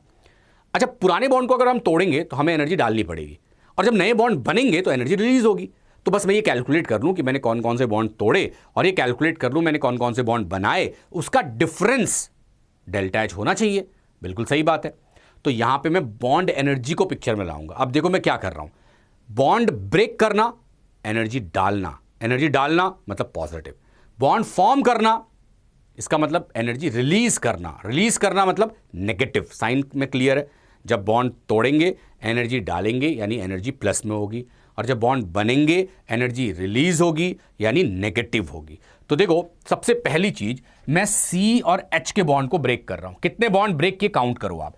CH4 में 4 बॉन्ड है तो अब आप लिखोगे 4, C सिंगल बॉन्ड H के बॉन्ड आपने ब्रेक किए, 2 ऑक्सीजन और ऑक्सीजन के बॉन्ड आपने ब्रेक किए, 2 कार्बन और ऑक्सीजन के बॉन्ड आपने बनाए, एंड 4 H और O के बॉन्ड आपने बनाए। क्योंकि बनाए माइनस, क्योंकि तोड़े प्लस। इसको देख के अगर आप कंफ्यूज हो रहे हो कि यार प्रोडक्ट माइनस रिएक्टेंट उल्टा हो गया, तो वो सही बात नहीं है, क्योंकि आप प्रोडक्ट माइनस रिएक्टेंट की बात नहीं कर रहे हो, आप फॉर्मेशन एंड क्लीवेज की बात कर रहे हो। तो ये 4 तरीके हैं जिससे आप किसी भी रिएक्शन की एंथैल्पी को निकालते हो। अब आते हैं एक और इंपॉर्टेंट चीज में, ध्यान से देखो। इन 4 तरीके में कोई एक ऐसा तरीका है जिसके आंसर्स गलत हो सकते हैं, तो आपको कोई एक चूज करना है जिससे आंसर गलत आ सकता है। तो वो कौन सा होगा इन 4 में से, फटाफट लिखना। कोई एक ऐसा चॉइस जिसमें आंसर रॉन्ग हो सकते हैं, तो आपके हिसाब से इन 4 में से कौन सा ऐसा है जिसमें रॉन्ग हो सकता है। मुदित 1, अच्छा, मृदुल गुप्ता 2, ठीक है, अग्नि 4, प्रिंस 4, तन्वी 2, 3, 2, 1, 4, 1, 1।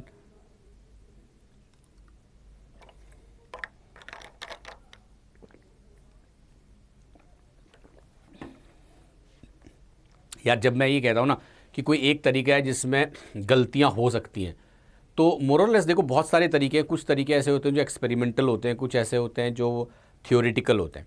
तो ज़रा सोच के देखो, एक्सपेरिमेंटल कभी गलत नहीं हो सकते। अगर आप फर्स्ट वाला लिख रहे हो गलत है तो कभी गलत नहीं हो सकता। रीज़न मैं बताता हूँ। फर्स्ट वाले में आपने ये डेल्टा एच की वैल्यू निकाली कैसे, कैलोरीमीटर से, एक्सपेरिमेंट के थ्रू, तो कैसे गलत हो सकता है। सेकंड वाला आपने कैसे निकाला देखो आप, फॉर्मेशन से, और फॉर्मेशन कैसे निकालते हैं, एक्सपेरिमेंट से, तो ये भी एक्सपेरिमेंटल है, ये भी गलत नहीं हो सकता। थर्ड वाला रिएक्शन बेस्ड, और सारे रिएक्शन बेस्ड की एंथैल्पी तो एक्सपेरिमेंटल बेस्ड होती है। तो first, second, third experimental data driven हैं और सारी वैल्यूज हम कैलकुलेट करते हैं। लेकिन फोर्थ को देखो आप, आयुष 4OH मैंने इसलिए लिखा ना क्योंकि आप देखो यहाँ 2OH है, तो अगर एक H2O का बॉन्ड आप लोगे तो O और H के 2 बॉन्ड है ना, और हमने 2 ले लिए तो 4 बॉन्ड हो गए, इसलिए मैंने यहाँ पे 4 लिखा है। फोर्थ में ना C और H की बॉन्ड एनर्जी कांस्टेंट है, ये मैं मानता हूँ। C और H की बॉन्ड एनर्जी कांस्टेंट है, ये मैं मानता हूँ। लेकिन मैंने कैलकुलेट किया है, मैंने ये बॉन्ड तोड़े, ये बनाए, और मेरे हिसाब से कुछ भी नहीं हुआ। अब आप सोचोगे यार ये भी तो सही है क्योंकि बॉन्ड तोड़ना और ब्रेक करना उसका डिफरेंस ही एंथैल्पी है। लेकिन ये एक ऐसा डेटा है जिसको आप कैलकुलेटिव डेटा कहते हो, इसलिए इसमें एरर आ सकते हैं, आएंगे जरूरी नहीं। चलो मान लो, अब आप बोलोगे एरर क्यों आएंगे। ये एरर तब आते हैं जब मॉलिक्यूल में रेजोनेंस स्टार्ट होते हैं। अब आपको पता है रेजोनेंस की वजह से एनर्जी तो कम हो जाती है, लेकिन क्या इसमें रेजोनेंस एनर्जी काउंट करने का कोई भी जगह है? आंसर है नहीं है। अब सोचो क्या होगा, किसी भी रिएक्शन में आपने एंथैल्पी थर्ड मेथड से निकाली 100I और आपने फोर्थ मेथड से निकाली 120I। इसका मतलब है कि 20 जूल आपके एक्सपेरिमेंटल से ज़्यादा आई कैलकुलेटिव में, तो एक्चुअल में वो 20 जो है वो रेजोनेंस एनर्जी कहलाएगी। क्या कहलाएगी? रेजोनेंस। तो -20 हो जाएगी क्योंकि उतनी एनर्जी हमने कम की है। तो याद रखना, मैं ऐसे इसको लिख रहा हूं 1, 2 और 3, ये एक्चुअल में डेल्टा एच एक्सपेरिमेंटल है, where as the fourth is delta H calculative है। और डेल्टा एच कैलकुलेटिव को अगर डेल्टा एच एक्सपेरिमेंटल से माइनस करें तो वो आएगी रेजोनेंस एनर्जी जो उस मॉलिक्यूल में थी या होगी। पहले बताओ ये लाइन क्लियर है?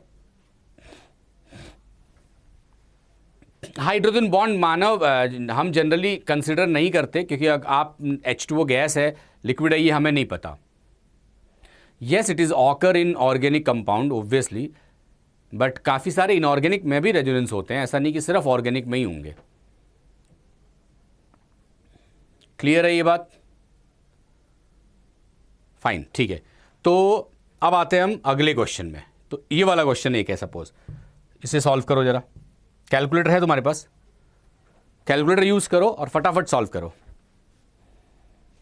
तब तक मैं भी क्वेश्चन देख लेता हूं आपका। 12 gram carbon react with oxygen to form carbon monoxide and dioxide.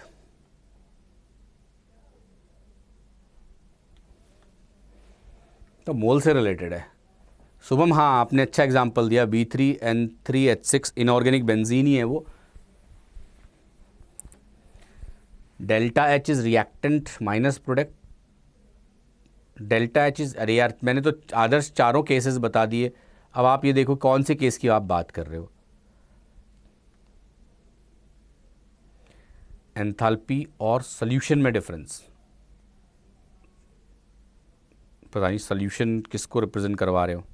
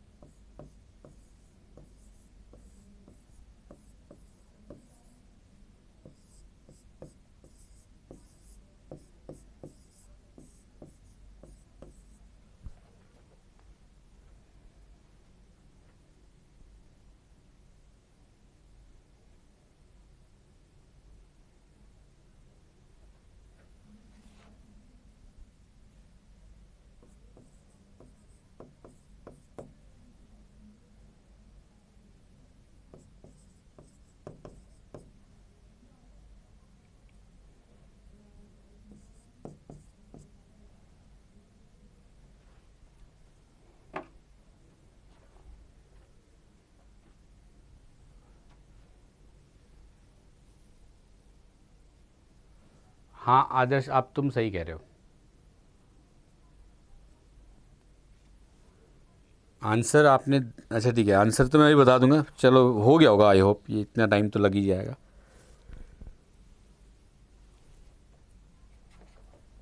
12 gram carbon है, तो मान लेते हैं कि यहाँ पे x है, यहाँ पे 12 माइनस x है।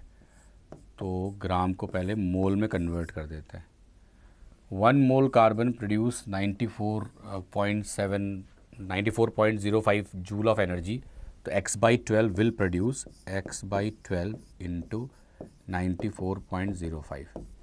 सिमिलरली 1 मोल कार्बन से इतनी एनर्जी रिलीज़ हो रही है, तो 12 माइनस x/12 इंटू 26.41 इतनी एनर्जी इससे रिलीज़ हो रही होगी, और टोटल एनर्जी रिलीज 75 के इक्वल है। मैंने नेगेटिव लिया नहीं है सो दैट सारी चीज़ें पॉजिटिव ही लिए। यहाँ से x की वैल्यू आ जाएगी, तो इसके मोल आ जाएंगे, इसके मोल आ जाएंगे। तो 1 मोल के लिए 1 मोल, तो इसके भी मोल इतने ही हो जाएंगे। 1 मोल के लिए हाफ मोल, तो इसके 12 माइनस x/12 इंटू 1/2। तो इसके भी मोल पता चल गए, इसके भी, तो टोटल मोल पता चल गए। सही है, पहले बताओ, देख लो, मेरे को लगता है क्लियर होगा ये वाला, ये तो कर भी लिया होगा आपने। हाँ मैं आंसर बता रहा हूँ, पहले इस पार्ट में तो कोई डाउट नहीं, पहले ये देख लो, फिर आगे बढ़ते हैं आंसर की तरफ। ये पार्ट क्लियर है? जल्दी से आंसर दो। फाइन, सबका क्लियर है। तो अब आंसर पे आता हूं मैं। Correct answer is B. किसी किसी ने ए भी लिखा था वैसे, ठीक है fine. Next question. A sample of argon gas at 1 atmospheric pressure expand. 1 minute का टाइम दूंगा किसी भी क्वेश्चन को, जितना जल्दी कर सकते हो उतना फास्ट करना। A sample of argon gas at 1 atmospheric pressure at 27 degree expand reversibly and adiabatically.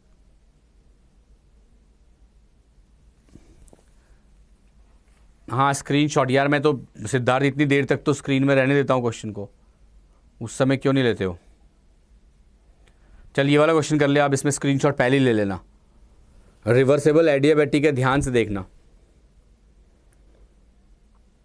A sample of argon gas at 1 atmospheric pressure 27 degree, अच्छा टेम्परेचर दिया है, एडियाबेटिकली एक्सपेंड कर रहा है, वॉल्यूम दे रखा है, पूछा क्या है?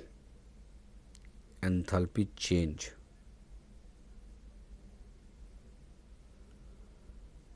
एंथैल्पी चेंज मतलब डेल्टा एच पूछा है इसने।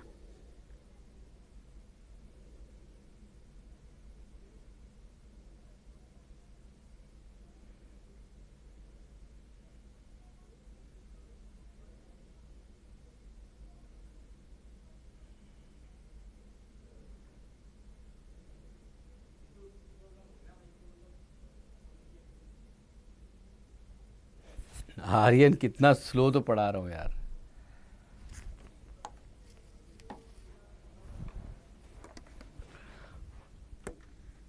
बहुत स्लो करने पे भी आर्यन कई बार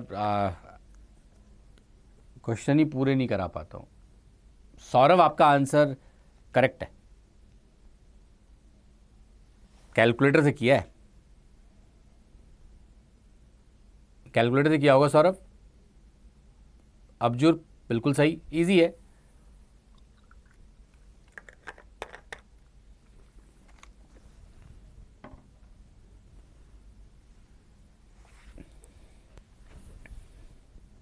ठीक है, बहुत सारे आंसर आ गए, सभी के करेक्ट हैं, तो मैं फटाफट आंसर बताता हूँ, फिर अगले क्वेश्चन में आ जाऊँगा। देखो सबसे पहले ऐसा कर लेते हैं, P V equals to N R T use कर लो आप, प्रेशर है 1, वॉल्यूम 1.25, इस P V equal to N R T से सबसे पहले आप मोल निकाल लो।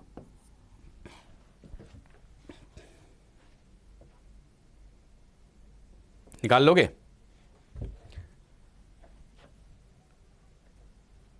हाँ ठीक है, आप सही कह रहे हो, आप अर्पित करके आपने सही कहा है।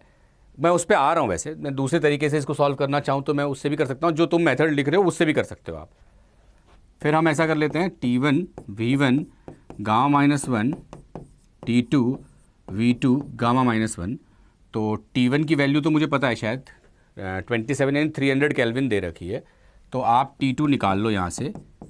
V1 V2 और T1 गिवन है क्वेश्चन में, V1 1.25 V2 2.5, ये दोनों पता है ना? हाँ आयुष, अब आपको निकालना था डेल्टा एच, तो डेल्टा एच आप लिख सकते हो N C P delta T.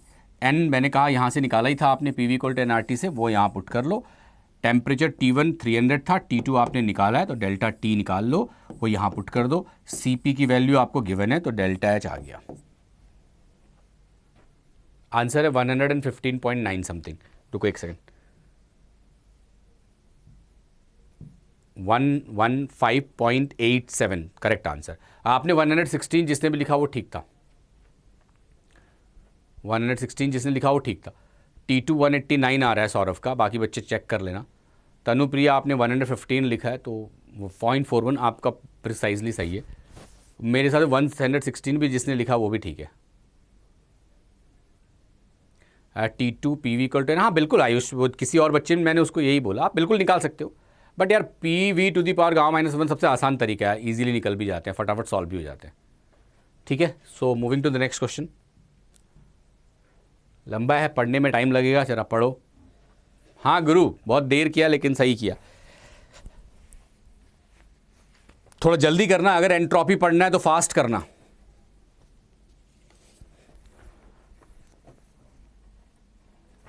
Sir we have 2 volume, which volume we will take? Yes Ganga Priya, अगर आप P V equal to N R T use कर रहे हो तो आप इनिशियल वॉल्यूम यूज़ करो, क्योंकि उसका टेम्परेचर गिवन है ना आपको। आप फाइनल वॉल्यूम मत लो, फाइनल वॉल्यूम का टेम्परेचर तो पता ही नहीं है आपको, है ना? सुधीर, अगर ये रिवर्सेबल होता तो आप पी डेल्टा वी से भी कैलकुलेट कर लेते।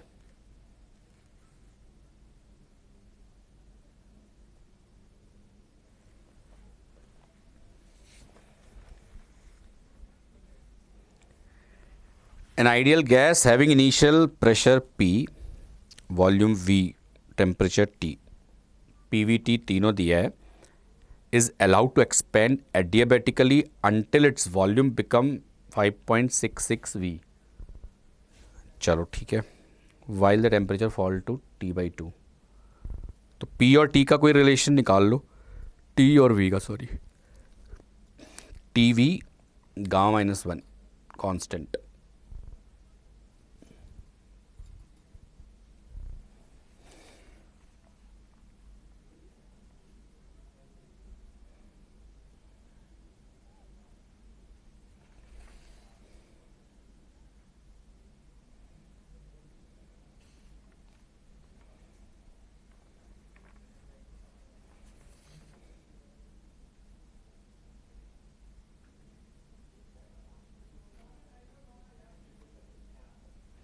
इसका जो सेकंड पार्ट है वो शायद पीवी के टर्म में आंसर देगा.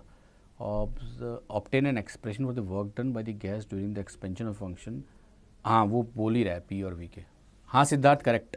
फर्स्ट पार्ट करेक्ट है. For first part P V by R T मुझे लग नहीं रहा कि उससे आएगा.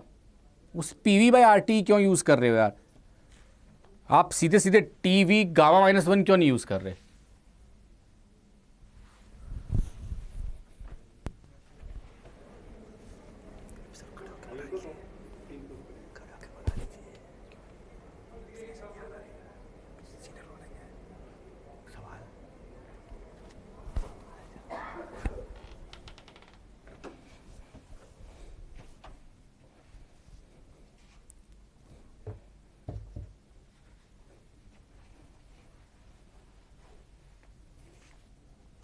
मार्कर कहाँ गया यार? फर्स्ट पार्ट 5 नहीं, हाँ डिग्री ऑफ फ्रीडम 5. ठीक है, मिल गया. First part ideal gas, pressure P, volume V. ठीक है, देखो जब प्रेशर और वॉल्यूम के रिलेशन दिए, यानी P1/V2 की बात वो कर रहे हैं, तो आप सीधे एक्सप्रेशन यूज़ कर सकते हो ना. सीधे एक्सप्रेशन क्या यूज़ करोगे? T1 V1 गामा-1. ये आसान तरीका नहीं है. यहाँ से आप गामा निकाल लो, फर्स्ट वाला पार्ट सॉल्व हो जाएगा. सेकंड वाला पार्ट एक्सप्रेशन, सेकंड मैंने पहले भी कहा था कि वो शायद इसमें लिखा भी है कि P और V के टर्म में आपको बताना है. तो आंसर तो निकाल नहीं पाएंगे, डेटा ही गिवन नहीं है. बट क्या वर्क डन का एक्सप्रेशन हम ऐसा लिख सकते हैं, P2 V2 P1 V1 गामा-1, ये वर्क डन है. और P और V का रिलेशन आपको पता है, तो PV के टर्म में सेकंड वाला आंसर भी सॉल्व हो जाएगा. हाँ, डिग्री ऑफ फ्रीडम 5. मैं डिग्री ऑफ फ्रीडम की बात कर रहा हूँ अभी. पहले बताओ ये वाला पार्ट क्लियर है दोनों? अब मैं बताता हूँ तुम्हें इसका आंसर क्या है. इसका आंसर आ रहा है 1.25 PV, और यहाँ गामा की वैल्यू आ रही है 1.5 के आसपास, 1.4 के आसपास. पहला पार्ट बिना कैलकुलेटर के नहीं हो पाया. हाँ, नहीं हो पाएगा, मतलब पावर में गामा आ गया ना, तो और गामा की वैल्यू अगर तुम गामा की वैल्यू याद करते हो, डायरेक्टली पुट करते हो, तो फिर भी लॉग लेके कर सकते हो, तो बिना कैलकुलेटर के शायद हो जाए. बट अगर बिना लॉग के करोगे तो बहुत मुश्किल है. सेकेंड पार्ट नहीं आया, P2 V2 minus P1 V1 bye गामा-1, और P2 V2 में ना किसी एक को किसी दूसरे के टर्म में कन्वर्ट कर दो ये वाले डेटा से, और कुछ नहीं है. लॉग लेके तो आयुष हो ही जाएगा. वो कह रहा है कि बिना लॉग के अगर करें तो बिना कैलकुलेटर के मुश्किल है. गामा 1.4 आ रहा है. ठीक है, थर्मोकेमिस्ट्री का पहला क्वेश्चन.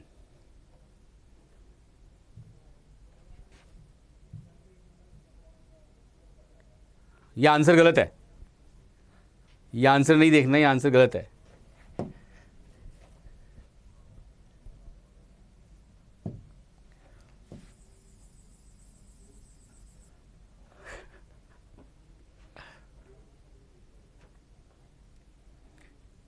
प्रियांशी कह रही है हो जाता हीट एंड ट्रायल से degree of freedom. Heat and trial से डिग्री ऑफ फ्रीडम कैसे निकाल लेते तुम?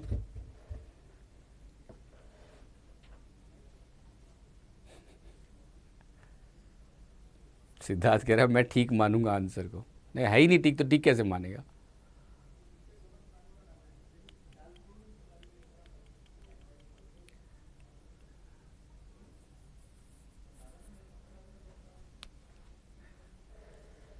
थर्मोकेमिस्ट्री के क्वेश्चंस में बिना रिएक्शन को लिखे अगर आप सॉल्व करोगे तो प्रॉब्लम आएगी, इसलिए पहले रिएक्शन अच्छे से लिख लिया करो।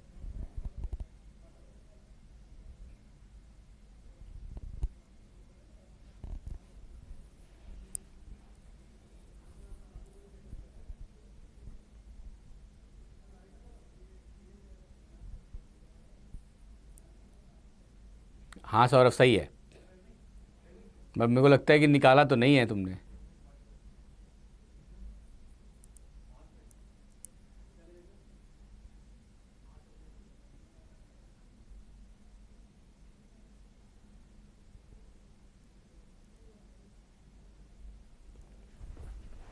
एक बार मैं भी देख लूं question.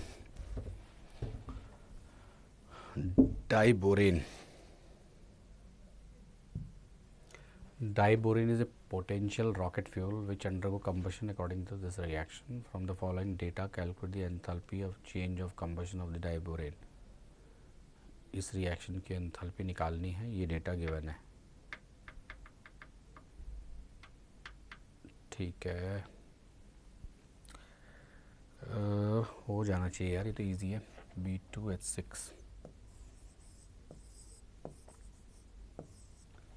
B2H6 gas plus 3O2 gas gives B2O3 solid plus 3H2O gas. मुझे अगर इसका डेल्टा H चाहिए तो I need delta H formation of B2H6 gas plus minus delta H formation of B2O3 solid plus 3 into delta H formation of H2O gas minus delta H formation of B2H6। अब देखते हैं data क्या given है। Delta H formation of B2H6 gas है ये, है ना, तो delta H formation of B2H6 solid दिया है, ये दिया हुआ डेटा यहाँ पे, और delta H formation of H2O gas निकालना है मेरे को। तो इस इक्वेशन को इस इक्वेशन से माइनस कर देते हैं ना, 1 को 2 से माइनस कर दोगे, सॉरी प्लस कर दो, 1 + 2 कर देना। 1 + 2 करोगे तो आप जो भी लिख रहे हो आपने, मेरे को लगता है यही किया होगा, 1 और 2 को प्लस किया तो delta H formation of water आ गया, ये गिवन था, और सॉलिड भी गिवन है। आंसर आ गया, आंसर यही है 2035। बिना रिएक्शन लिखे तो कैसे आएगा संभूति? एटलीस्ट तुम्हें वो लिखना तो पड़ेगा फॉर्मेशन के लिए। अगर आपने वाटर का फॉर्मेशन निकाल लिया होगा तो आ जाएगा। मैंने रिएक्शन कहाँ लिखी है, बहुत सारी, मैंने तो सिंपल ये वाली पेरेंट रिएक्शन लिखी है और उसके डेल्टा H फॉर्मेशन को रिलेट कर दिया है और फिर फाइंड आउट किया कि कौन कौन सा डेल्टा H फॉर्मेशन है यहाँ पे। ठीक है, फाइन, सिंपल। चलो आगे बढ़ने से पहले एंट्रोपी समझ लें। मैंने उस आंसर को गलत इसलिए कहा था कि आप सीधे सीधे बिना सॉल्व किया आंसर ना बता दो। ये आंसर सही है वैसे, 2035। एंट्रोपी शुरू करें। पहले एंट्रोपी बता देता हूँ, फिर टाइम खत्म ना हो जाए। फिर से एक एंट्रोपी के क्वेश्चंस भी दूंगा।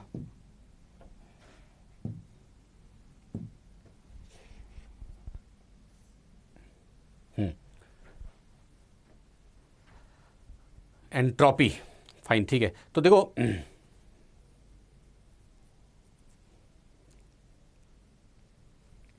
अरे ध्रुवीन प्रजापति, प्रैक्टिकल बाद में करना, एंट्रोपी की कहानी सुन ले पहले।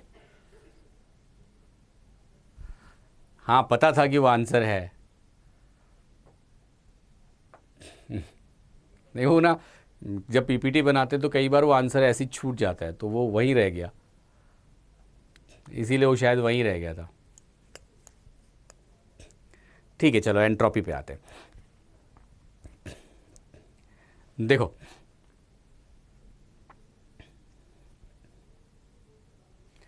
सिस्टम सराउंडिंग में कन्फ्यूजन होता है, नहीं होगा आज के बाद कन्फ्यूजन, पूरी स्टोरी सुनाता हूँ तुम्हें, बहुत इंटरेस्टिंग है एंट्रोपी। तो देखो थर्मोडायनेमिक्स के जितने भी लॉ हैं वो ना जनरल ऑब्जर्वेशन बेस्ड है, मतलब एक ऑब्जर्वेशन है जिसके ऊपर हम करते हैं। ध्रुविन आप चले जाना, फिर बोर्ड का प्रैक्टिकल है तो बाद में थर्मो एंट्रोपी वाला जो है लेक्चर वो वीडियो में देख लेना, है ना? ठीक है। तो साइंटिस्ट को ना एक बहुत इंपॉर्टेंट चीज की जरूरत थी और वो था स्पॉन्टेनियस प्रोसेस। स्पॉन्टेनियस का मतलब समझाता हूं पहले, आप कमेंट मत, मैं आपके कमेंट नहीं पढ़ूंगा अभी, 10 मिनट कमेंट मत डालना। स्पॉन्टेनियस का मतलब होता था जो चीज़ अपनी आप हो जाए, जिसमें आपको कुछ करना ना पड़े। एग्जाम्पल देता हूं, देखो ये मार्कर है तो मैं इसको छोड़ता हूं तो गिरता है, गिर गया। तो मैंने मार्कर छोड़ा तो गिरा, क्या मार्कर को फेंकना पड़ा गिराने के लिए? आंसर है नहीं। तो छोड़ते ही गिरा, तो मार्कर का गिरना स्पॉन्टेनियस है। जितना इजी स्पॉन्टेनियस सुनने में लगा उतना है नहीं, क्योंकि बहुत सारे प्रोसेस हम समझा ही नहीं पाते। फॉर एग्जांपल इस मार्कर को देखो, मैंने ऊपर फेंका, तो क्या ये स्पॉन्टेनियस है? नहीं, क्योंकि मैंने एनर्जी दी। तो जब आप एनर्जी देते हो ना, तो कोई भी प्रोसेस स्पॉन्टेनियस हो सकती है। तो स्पॉन्टेनियस का सिंपल सा मतलब है कोई भी प्रोसेस जो अपने आप हो जाए वो स्पॉन्टेनियस है। अब साइंटिस्ट ये जानना चाहते हैं कि यार अपने आप कैसे कोई चीज़ होती है, उसके पीछे का ड्राइविंग फोर्स क्या है। तो शुरुआत के टाइम में जब ये एंट्रोपी वगैरह नहीं आई थी तो उन्होंने कहा यार सब कुछ एनर्जी है, ये दुनिया एनर्जी से चल रही है। और उन्होंने ये बोला हर मॉलिक्यूल, हर प्रोसेस, हर चीज इस यूनिवर्स में अपनी एनर्जी को कम करना चाहती है, और जहां एनर्जी कम हो वो स्पॉन्टेनियस है। जैसे ये मार्कर की पोटेंशियल एनर्जी यहां ज़्यादा है, नीचे कम है, तो वो कम में जाना चाहता है, तो वो स्पॉन्टेनियस है। तो जब वो स्टेटमेंट आया तो बाकी लोगों ने कहा फिर तो सब चीज़ को नीचे ही आ जाना चाहिए जिसकी एनर्जी कम है। तब उन्होंने स्टॉपिंग पोटेंशियल एक नया टर्म यूज़ किया कि भाई ये वाला पार्ट है जिसकी वजह से वो रिएक्शन रुक रहा होगा, या ये वाली चीज़ है जिसकी वजह से वो पर्टिकुलर चीज़ नहीं हो रही होगी। अब फिर भी उनके पास, साइंटिस्ट के पास सिर्फ एक टर्मिनोलॉजी थी, वो थी एनर्जी। और उनके लिए दुनिया में हर चीज़ स्पॉन्टेनियस हो सकती थी जहाँ एनर्जी कम हो रही हो। सडनली एक साइंटिस्ट ने एक छोटे से एक्सपेरिमेंट से बहुत चीज़ें बदल दी। एक्सपेरिमेंट पता है क्या था? एक्सपेरिमेंट ये था, उन्होंने कहा कि यार देखो मैं ना एक पानी ले रहा हूँ, वाटर, और मैं इसको कवर कर देता हूँ। टेम्परेचर 25 डिग्री है, 25, हीट भी नहीं कर रहे। ये H2O है, इसके ऊपर वैक्यूम है। H2O से H2O का वेपर बनता है, और आपको पता है H2O लिक्विड है और H2O गैस है। तो ये फॉरवर्ड वाला एंडोथर्मिक है और बैकवर्ड वाला एक्सोथर्मिक है। और फॉरवर्ड एंडो है, इसका मतलब है यहां एनर्जी हाइयर है। और साइंटिस्ट ने कहा जब मैं पानी को ऐसे रख रहा हूं तो ना मॉलिक्यूल लोअर एनर्जी से हाइयर एनर्जी पे आ रहे हैं, और वो भी अपनी आप स्पॉन्टेनियस। और जबकि आप लोग ये कहते हो कि हर दुनिया का हर सिस्टम अपनी एनर्जी कम करना चाहता है, इसलिए वो स्पॉन्टेनियस है। जबकि ये ऐसा एग्जाम्पल था जहां लोअर एनर्जी से हाइयर एनर्जी पे चीज़ें जा रही है, और वो भी स्पॉन्टेनियसली। फिर उसके बाद और एग्जाम्पल आने शुरू हो गए। नेप्थलीन बॉल सॉलिड होता है, गैस में बन जाता है अपनी आप। तो उसके बाद कई एग्जाम्पल आने लगे जहां लोअर एनर्जी से हाइयर एनर्जी में चीज़ें जा रही है और स्पॉन्टेनियसली जा रही है। इसका साफ सा मतलब था कि एनर्जी का कॉन्सेप्ट पूरी तरह से क्लियर नहीं है। कई ऐसे एग्जाम्पल थे जहां हाइयर से लोअर स्पॉन्टेनियस था, कई ऐसा था जहां लोअर से हाइयर, उल्टा भी हाइयर से लोअर भी स्पॉन्टेनियस था। सब तरह के एग्जाम्पल मिलने लगे। तो एनर्जी वाला जो कॉन्सेप्ट था वो पूरी तरह से इन चीज़ों को एक्सप्लेन नहीं कर पाया। अब जब एनर्जी वाला पूरी तरह से एक्सप्लेन नहीं कर पाया तो फिर तो नई चीज़ चाहिए। अब मज़ेदार बात कहाँ पे हुई, ये मैं अपने मन से नहीं बता रहा हूँ, ये सही में फैक्ट हुआ था और ऐसा ही एक्सपेरिमेंट हुए भी थे। तो साइंटिस्ट ने ना क्या किया, दे हैव टुक 100 एक्सपेरिमेंट है जिसमें ऐसे प्रोसेस लिए जो एंडोथर्मिक के डायरेक्शन में स्पॉन्टेनियस थे। मतलब लोअर एनर्जी से हाइयर में जा रहे हैं स्पॉन्टेनियसली। ऐसे 100 एग्जाम्पल सेलेक्ट किए। और इंटरेस्टिंग इवेंट क्या था, सारे 100 एग्जाम्पल में एक ही कॉमन चीज थी, और वो था रैंडमनेस। आज तक हमें ये नहीं मालूम, लेकिन उस समय ये देखा गया। तब उनके पास एक सिंपल सी चॉइस थी। वो क्या कहने लगे कि यार जिन सब में एक चीज हो रही है, मॉलिक्यूल ना एक दूसरे से दूर जा रहे हैं। अब अगर मॉलिक्यूल एक दूसरे से दूर जा रहे हैं तो इसका क्या मतलब है? तब जाकर के एंट्रोपी को पिक्चर में लाया गया, और फिर कैसे समझाया गया कि अगर मॉलिक्यूल एक दूसरे से दूर गए तो स्टेबिलिटी बढ़ेगी तो वो 100% स्पॉन्टेनियस होगा। अब जैसे हम ये बोलेंगे कि यार मॉलिक्यूल एक दूसरे से दूर जाएंगे तो स्टेबल होगा, स्पॉन्टेनियस होगा, फिर तो ये मार्कर मार्कर होना ही नहीं चाहिए, इसका एटॉमिक फॉर्म एग्जिस्ट करना चाहिए, फिर तो मुझे भी एग्जिस्ट नहीं करना चाहिए, मेरे भी गैस अलग अलग हो जाने चाहिए। तो आप उसको कैसे समझाएंगे? तब उन्होंने उस कॉन्सेप्ट को समझाने के लिए सिस्टम और सराउंडिंग में चीज़ों को डिफाइन किया और उससे एंट्रोपी को रीडिफाइन करते हुए सारी स्पॉन्टेनिसिटी को एक्सप्लेन की। मैं बताता हूं क्या कह रहा हूं मैं। देखो, एक प्रोसेस ले लेते हैं। प्रोसेस कहने का मतलब है केमिकल रिएक्शन ही नहीं है, कोई भी प्रोसेस जो आपके मन में आए, आप कोई भी प्रोसेस ले लो, मेरे लिए वो एक प्रोसेस है। मैं उसको एक्सप्लेन कर सकता हूं कि ये क्यों नहीं हो रहा होगा। देखो मैं एक्सप्लेन कर रहा हूं। देखो, उसके लिए सबसे पहले उन्होंने क्या डिफाइन किया? प्रोसेस के लिए डेल्टा एस टोटल, ये है delta S system plus delta S surrounding. ध्यान से सुनना, इफ एनी, ये स्टेटमेंट है और ये अभी भी वैलिड है, इसमें कोई एरर नहीं है। कोई भी प्रोसेस जिसमें डेल्टा एस टोटल पॉजिटिव है 100% स्पॉन्टेनियस होगा, आप रोक ही नहीं सकते उसको। दोबारा रिपीट कर रहा हूं, कोई भी प्रोसेस जिसके लिए डेल्टा एस टोटल पॉजिटिव है वो स्पॉन्टेनियस है, हो जाएगा, वो आप रोक नहीं सकते। और अगर डेल्टा एस टोटल नेगेटिव है तो वो नॉन स्पॉन्टेनियस है। अब द पॉइंट इज दैट स्पॉन्टेनिसिटी के लिए उन्होंने एनर्जी टर्म ही नहीं लिए। उन्होंने कहा एनर्जी कुछ नहीं है, सब कुछ एंट्रोपी है, सब कुछ रैंडमनेस है। लेकिन इतनी बड़ी कहानी बनाने के लिए उनको उस रैंडमनेस को एक यूनिट देना पड़ता। बिना यूनिट के तो वो स्टोरी बना ही नहीं सकते थे, इक्वेशन बना ही नहीं सकते थे, कोई एक्सप्रेशन सॉल्व ही नहीं हो सकता था। अब कितने इंटरेस्टिंग वे से उन्होंने एंट्रोपी को यूनिट दिया, मैं इसको समझाता हूं। देखो उन्होंने क्या बोला,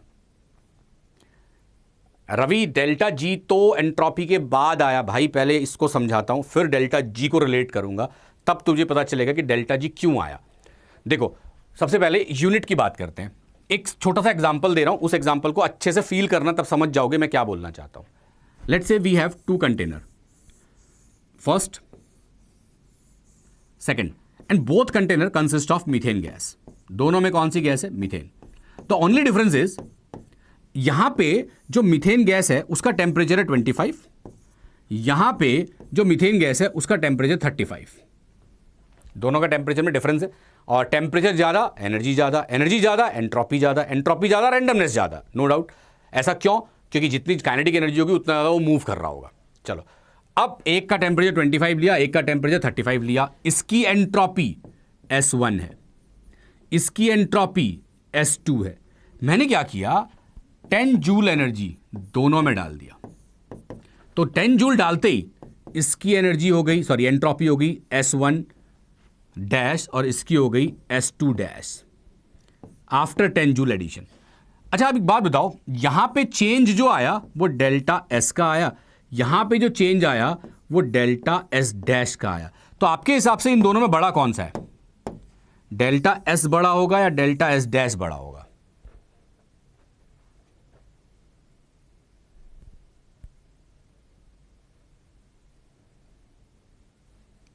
सिद्धार्थ फिर डेल्टा जी पे कमेंट कर रहा है। मैं कह रहा हूं डेल्टा एस के बाद डेल्टा जी समझाऊंगा, फिर पूछ लेना डेल्टा एस या एस डैश।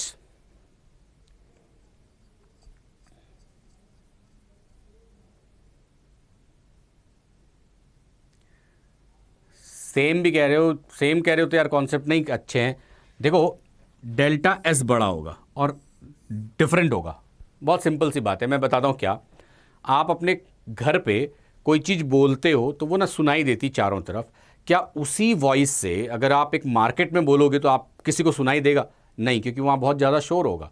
सोच के देखो, जहाँ पे टेम्परेचर 25 था वहाँ गैस के मॉलिक्यूल धीरे धीरे मूव कर रहे थे ऐसे ऐसे, लेकिन जहाँ टेम्परेचर 35 था वहाँ मॉलिक्यूल ऑलरेडी बहुत तेज़ी से मूव कर रहे थे।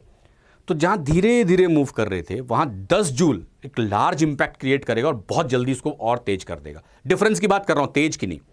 लेकिन जहां ऑलरेडी बहुत तेज मूव कर रहे थे वहां आपके 10 जूल से बहुत ज्यादा फर्क नहीं पड़ा होगा। दैट मीन्स कोई चीज बहुत स्लोली मूव कर रही है उस पर 10 जूल का जो इंपैक्ट होगा, कोई चीज जो बहुत तेज मूव कर रही है उस पर जो 10 जूल का इंपैक्ट होगा, स्लो वाले में ज्यादा होगा। इसका यह मतलब हुआ जितना कम टेम्परेचर होगा, कम टेम्परेचर पे एनर्जी की एंट्री से एंट्रोपी ज्यादा बढ़ेगी। इसलिए हम ये कहते हैं कि change in entropy delta S जो है वो Q/T है। Higher the temperature lower will be the change, higher the energy higher will be the change. अब तुम बोलोगे यार ये तो बहुत छोटी सी बात है, लेकिन इससे आपकी एंट्रोपी को यूनिट मिला, और वो यूनिट क्या था? Joule kelvin inverse. और एक बार यूनिट मिल गई तब आप उसको इक्वेशन में फिट कर पाओगे। तो इसलिए आप डेल्टा एस लिखते हो Q बाई टी, जिसमें Q एनर्जी है और T टेम्परेचर है। और टेम्परेचर ज्यादा तो change in entropy come. Temperature ज्यादा का ये मतलब नहीं कि एंट्रोपी कम हो गई, चेंज इन एंट्रोपी कम होगी आपकी एनर्जी से। टेम्परेचर कम होगा, उस पर जितनी ज्यादा एनर्जी डालोगे उसमें उतना रिमार्केबल चेंज आपको ऑब्जर्व करने को मिलेगा।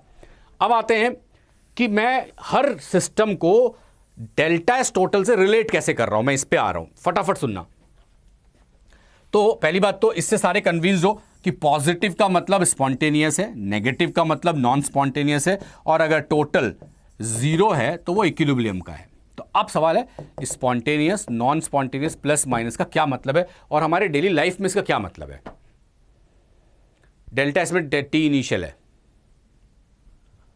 क्यू रिवर्सिबल होने का बहुत सिंपल सा रीजन है। हम जनरली क्या कहते हैं कि जो हीट आप डाल रहे हो उतनी हीट आप रिलीज भी कर पाओ। आप एक एक्सेप्शनल हीट उसमें डालोगे तो उसमें वर्क डन भी कन्वर्ट हो रहा होगा। फेवरेबल अनफेवरेबल थोड़ा और एलॉबरेट करो, मेरी समझ नहीं आया इसका फेवरेबल वाली बात जो कर रहे हो, लेकिन अभी पहले ये वाली बात कंप्लीट कर लूँ। चलो मैं ये कह रहा था, ये मार्कर की बात एग्जाम्पल ले लेते हैं। मेरा एक सिस्टम है, ध्यान से देखो, ये सिस्टम है और इसमें मैंने एक मार्कर लिया। आप सोचते हो यार ये मार्कर अगर एटॉमिक फॉर्म में आ जाए तो एंट्रोपी बढ़ जाए, बिल्कुल सही बात है। तो मैं ये चेक करना चाहता हूं कि क्या ये मार्कर अपने एटॉमिक फॉर्म में जाएगा। अपने आप गया, स्पॉन्टेनियस है, अगर मैं चाहूं तो बिल्कुल ला सकता हूं, इसको हीट कर दूं, अभी अभी सारा इवोपरेट कर जाएगा।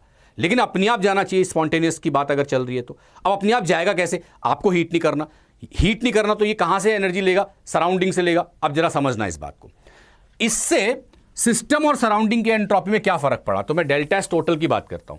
तो देखो, क्या ये बोलना ठीक है, जो ये बाउंड्री है वो सिस्टम है मेरी, तो इस प्रोसेस में जो सिस्टम की एंट्रोपी है डेल्टा एस सिस्टम, वो पॉजिटिव है। क्यों? क्योंकि मार्कर एटॉमिक फॉर्म में आया तो एटम्स दूर हो गए, एंट्रोपी बढ़ गई, तो सिस्टम की एंट्रोपी ज्यादा होगी, तो ये पॉजिटिव लिख दिया। लेकिन जब आप किसी सॉलिड को गैस में कन्वर्ट करते हो, आपको एनर्जी चाहिए, और वो एनर्जी आप तो नहीं दोगे क्योंकि सराउंडिंग देगा। आप दोगे तो फिर स्पॉन्टेनियस का कोई लॉजिक नहीं है। तो रूम टेम्परेचर में उसने सराउंडिंग से एनर्जी एब्जॉर्ब करनी शुरू की इस सब्लिमेशन के लिए। तो अगर इसने एनर्जी एब्जॉर्ब करनी शुरू की तो सराउंडिंग की एनर्जी, देखो Q is directly proportional to entropy. अगर वो सराउंडिंग से एनर्जी लेगा तो सराउंडिंग की एंट्रोपी क्या होगी? कम, यानी नेगेटिव।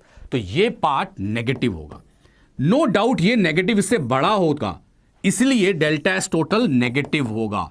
क्या होगा? नेगेटिव। मैंने ऐसा क्यों टर्म यूज किया? क्योंकि मैं देख रहा हूं रूम टेम्परेचर में ये मार्कर है, गैस नहीं बना।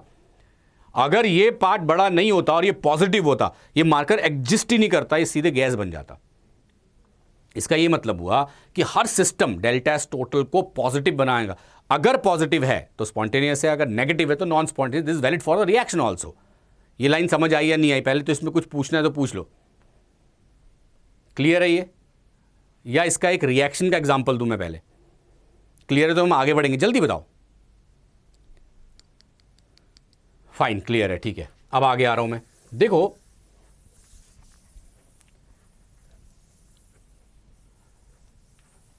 अभी जब मैं इसको समझा रहा था तो आप बार बार कह रहे थे कि यार मैं स्पॉन्टेनिसिटी की जब बात कर रहा हूं,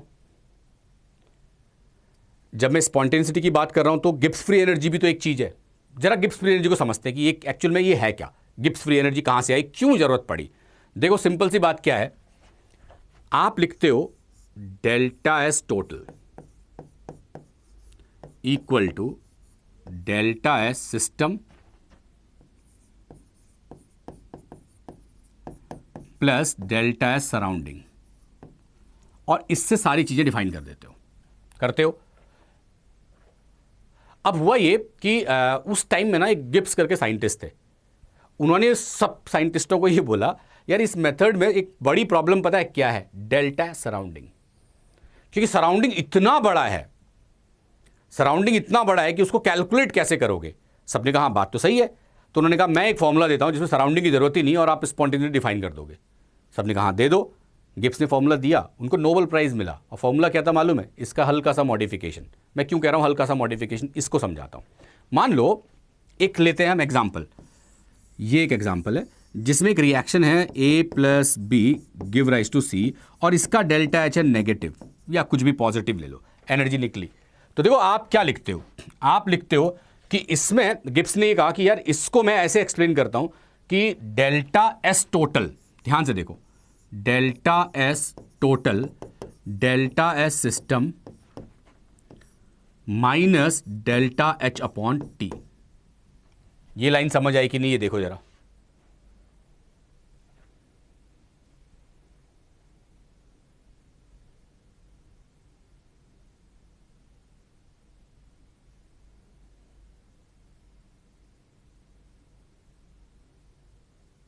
फास्ट बोलो, ये लाइन समझ आई। देखो क्या है, जितनी एनर्जी निकली, एंट्रोपी सराउंडिंग की बड़ी कितनी, कि जितनी हीट निकली, मान लो 100 जूल निकली ना, तो 100 माइनस सराउंडिंग का टेम्परेचर, यही तो होगा। अब उन्होंने क्या कहा कि मैं माइनस टी दोनों तरफ मल्टीप्लाई कर देता हूं, तो माइनस टी दोनों तरफ मल्टीप्लाई कर दिया, तो माइनस टी के मल्टीप्लाई करते ये del H minus T delta S system आ गया। उन्होंने ना minus T delta S total, इसको अपने नाम की एनर्जी दे दी डेल्टा जी, और लिखा del H minus T delta S system. अब आप देखो ये भी सिस्टम का है, ये भी सिस्टम का है, और आपने गिब्स फ्री एनर्जी निकाल दी, इसलिए डेल्टा जी का नेगेटिव होने का मतलब है डेल्टा एस टोटल का पॉजिटिव होना, और स्पॉन्टेनिटी को डिफाइन कर दी, नोबेल प्राइज भी मिल गया इस छोटी सी लाइन को मॉडिफाई करने के लिए। लेकिन बात इतनी सिंपल नहीं थी। क्यों? क्योंकि जब आप एक नई एनर्जी इंट्रोड्यूस कर रहे हो, अभी तक हम एंथैल्पी के बारे में जानते थे, एंट्रोपी की सॉरी इंटरनल एनर्जी ई के बारे में जानते थे, अब आपने एक नई एनर्जी इंट्रोड्यूस कर दी, गिब्स फ्री एनर्जी जी, तो उनको जी को भी समझाना पड़ता है कि एक्चुअल में जी क्या है। और एक्चुअल में ये जी उन्होंने इतनी अच्छी तरह समझाया कि हमारी थर्मोडायनेमिक के इस जी का जो यूज था वो कई जगह होने लगा। अब मैं एक्सप्लेन करता हूं क्या है इसका एक्चुअल मीनिंग। आप ये बताओ, एक कंटेनर है, सोचना पहले, एक कंटेनर है जिसमें मीथेन गैस है। आपने ना उस मीथेन गैस की एंथैल्पी निकाली 40 जूल। कायदे से तो गलत है बोलना कि आप किस सिस्टम की एंथैल्पी बता रहे हो, लेकिन थोड़ी देर के लिए थोड़ा हजम कर लेते हैं कि आपने कहा भाई उसकी एंथैल्पी 40 जूल है। अब 40 जूल का मतलब है उस सिस्टम के पास 40 जूल की एनर्जी है। इज इट पॉसिबल कि आप उस 40 जूल का वर्क कर लो? Answer is no. तो फिर वो एनर्जी क्या है? वो एनर्जी एसोसिएटेड एनर्जी उस मॉलिक्यूल की। अब सवाल है गिब्स फ्री एनर्जी फिर क्या है? देखो समझना मैं क्या बोलना चाहता हूं। मैं कहना चाहता हूं कि इंटरनल एनर्जी ई को समझाने के लिए आप 36 टाइप ऑफ एनर्जीज को ऐड करते हो और फिर आप समझते हो हाँ ये इंटरनल एनर्जी है। फिर गिब्स फ्री एनर्जी को कैसे समझाओगे? अब गिब्स ने इसको इतनी अच्छी तरह समझाया जिससे हमारे सारे वर्क डन क्लियर हुए। देखो उन्होंने क्या बोला। उन्होंने कहा मीथेन का इंटरनल एनर्जी जब आप समझते हो तो आप vibrational energy, rotational energy, electrostatic energy, आप you are going to take more than 36 type of energy, जिसको आप ऐड करते हो और आप उसको टोटल इंटरनल एनर्जी को डिफाइन करते हो। अब गिब्स फ्री एनर्जी क्या है, इसको ऐसे रीडिफाइन किया उन्होंने। क्या किया उन्होंने कहा आप ऐसा करो, मीथेन के एक मॉलिक्यूल के बारे में सोचो, कैसे बनाया आपने मॉलिक्यूल। तो आप सबसे पहले एक प्रोटॉन लाओगे, फर्स्ट प्रोटॉन, फिर आप सेकंड प्रोटॉन लाओगे। तो जब आप सेकंड प्रोटॉन लाओगे तो इस प्रोटॉन के साथ इसका रिपल्शन होगा। उस रिपल्शन को मिनिमाइज करने के लिए आप थोड़ी एनर्जी डालोगे। आप नोट करो कितनी डाली, डाल दी। फिर third proton, fourth proton, energy भी डालते जा रहे हो। 6 प्रोटॉन, 6 न्यूट्रॉन जैसे लाओगे थोड़ी एनर्जी निकलेगी, आप ऐड करते जा रहे हो। यार इतनी एनर्जी डाली गई है, इतनी रिलीज की गई है। फिर आप हाइड्रोजन बनाओगे, फिर आप बॉन्ड बनाओगे, फिर आप मीथेन बनाओगे। तो जब आप मीथेन को बनाते हो तो you are going to use different type of energy and there are different type of energy which is releases.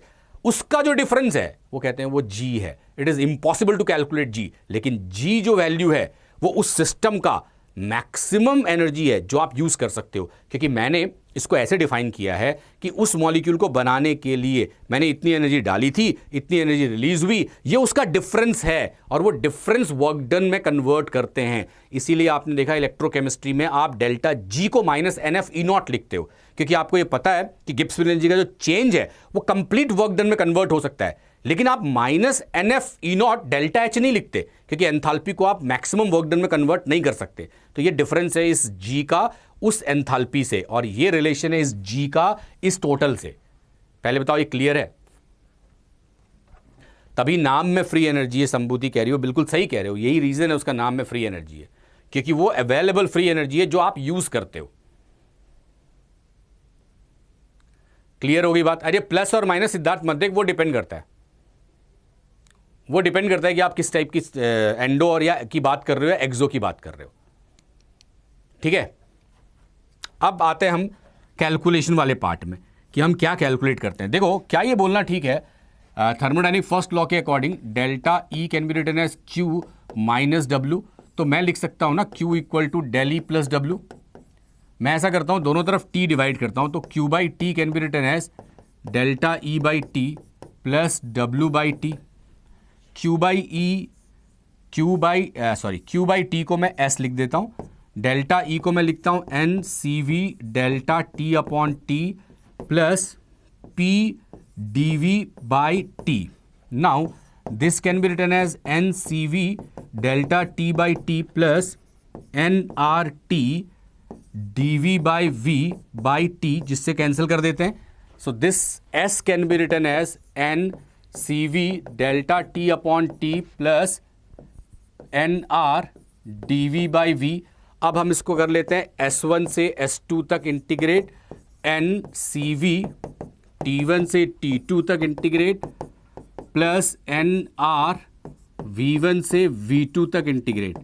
So this expression can be written as del S equals to N C V L N T2 upon T1 N R L N V2 upon V1। इसको तुम pressure के term में भी बदल सकते हो और भी कई टर्म्स, कई फॉर्मूले में निकाल सकते हो। और सबसे इंपॉर्टेंट चीज जो थर्मोडायनेमिक के थर्ड लॉ में इंट्रोड्यूस हुआ इसी एंट्रोपी के लिए, वो ये था कि entropy is a function of energy, क्योंकि जब तक एनर्जी होगी नहीं वो तो मूव कर नहीं सकता।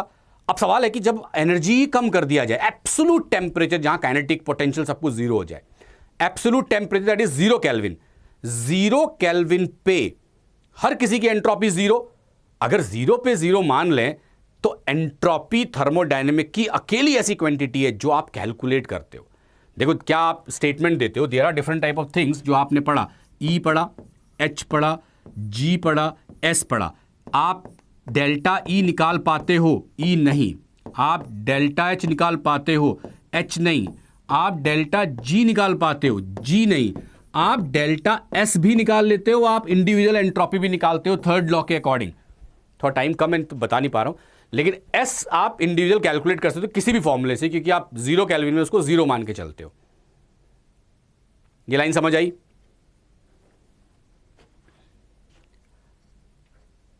W क्यों है? शुभम मैं समझा नहीं, W क्यों है क्या मतलब? फर्स्ट लॉ ऑफ थर्मोडायनेमिक में आप यही तो लिखते हो।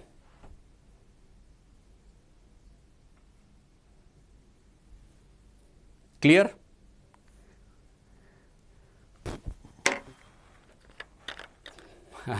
जितना अवेलेबल टाइम था देखो उतना ही बता पाया।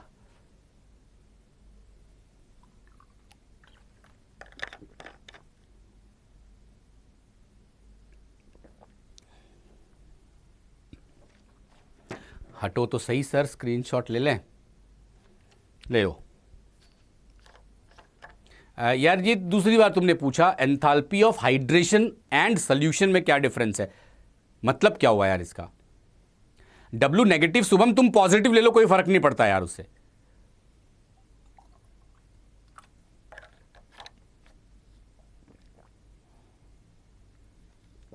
यार ये W work done by the system on the system, ये तुम्हारे ऊपर डिपेंड करता है। ये तुम्हारे ऊपर है, आप चेंज करना चाहते हो आप चेंज कर लो। यहां पे वॉल्यूम V1 बाई V2 हो जाएगा और न्यूमेरिकल बेस डिपेंडेंट भी है। आर्यन अग्रवाल ऐसा हमें नहीं मालूम यार, एब्सोल्यूट 0 पे E 0 होता है। इनफैक्ट नहीं होता है, कहना ज्यादा बेटर होगा। अगर वो 0 होता ना तो फिर तो मैं कहता E भी हम कैलकुलेट कर सकते हैं।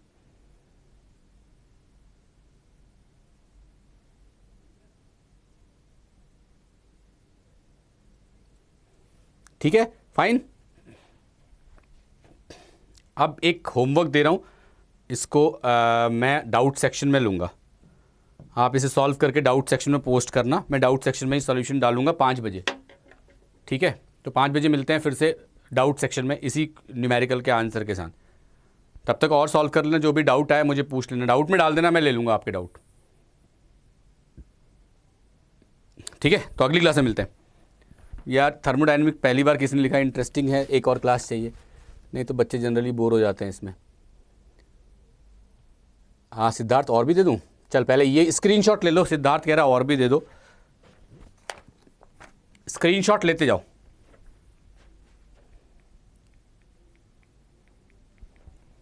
इसका स्क्रीनशॉट ले लिया, आंसर भी नोट कर लेना, आंसर भी नोट कर लेना। बढ़ जाए यार आगे, सॉरी ये आंसर है, ठीक है। सेकंड क्वेश्चन आंसर, स्क्रीनशॉट लेते जाओ। मेरा डाउट डाला हुआ है ऑर्गेनिक का, प्रकाश ऑर्गेनिक के डाउट अभी क्यों, अभी इसको करो ना ठीक से। नेक्स्ट क्वेश्चन आंसर, ठीक है। तो आप ये सारे क्वेश्चन सॉल्व करके डाल देना उसमें। मैं वो डीपीपी भी बना रहा हूँ जो आपने मुझे कहा था होम असाइनमेंट, मोर और लेस आज खत्म हो जाएगा तो आज डाल दूंगा, नहीं तो कल डालूंगा, ठीक है। अभी मैंने कंप्लीट किया नहीं इसलिए मैंने डाला नहीं, जैसे ही कंप्लीट होगा मैं डाल दूंगा। अंकित, हाँ यार न्यूट्रलाइजेशन रह गया, अगली क्लास में याद दिलाना, शुरू में बता दूंगा।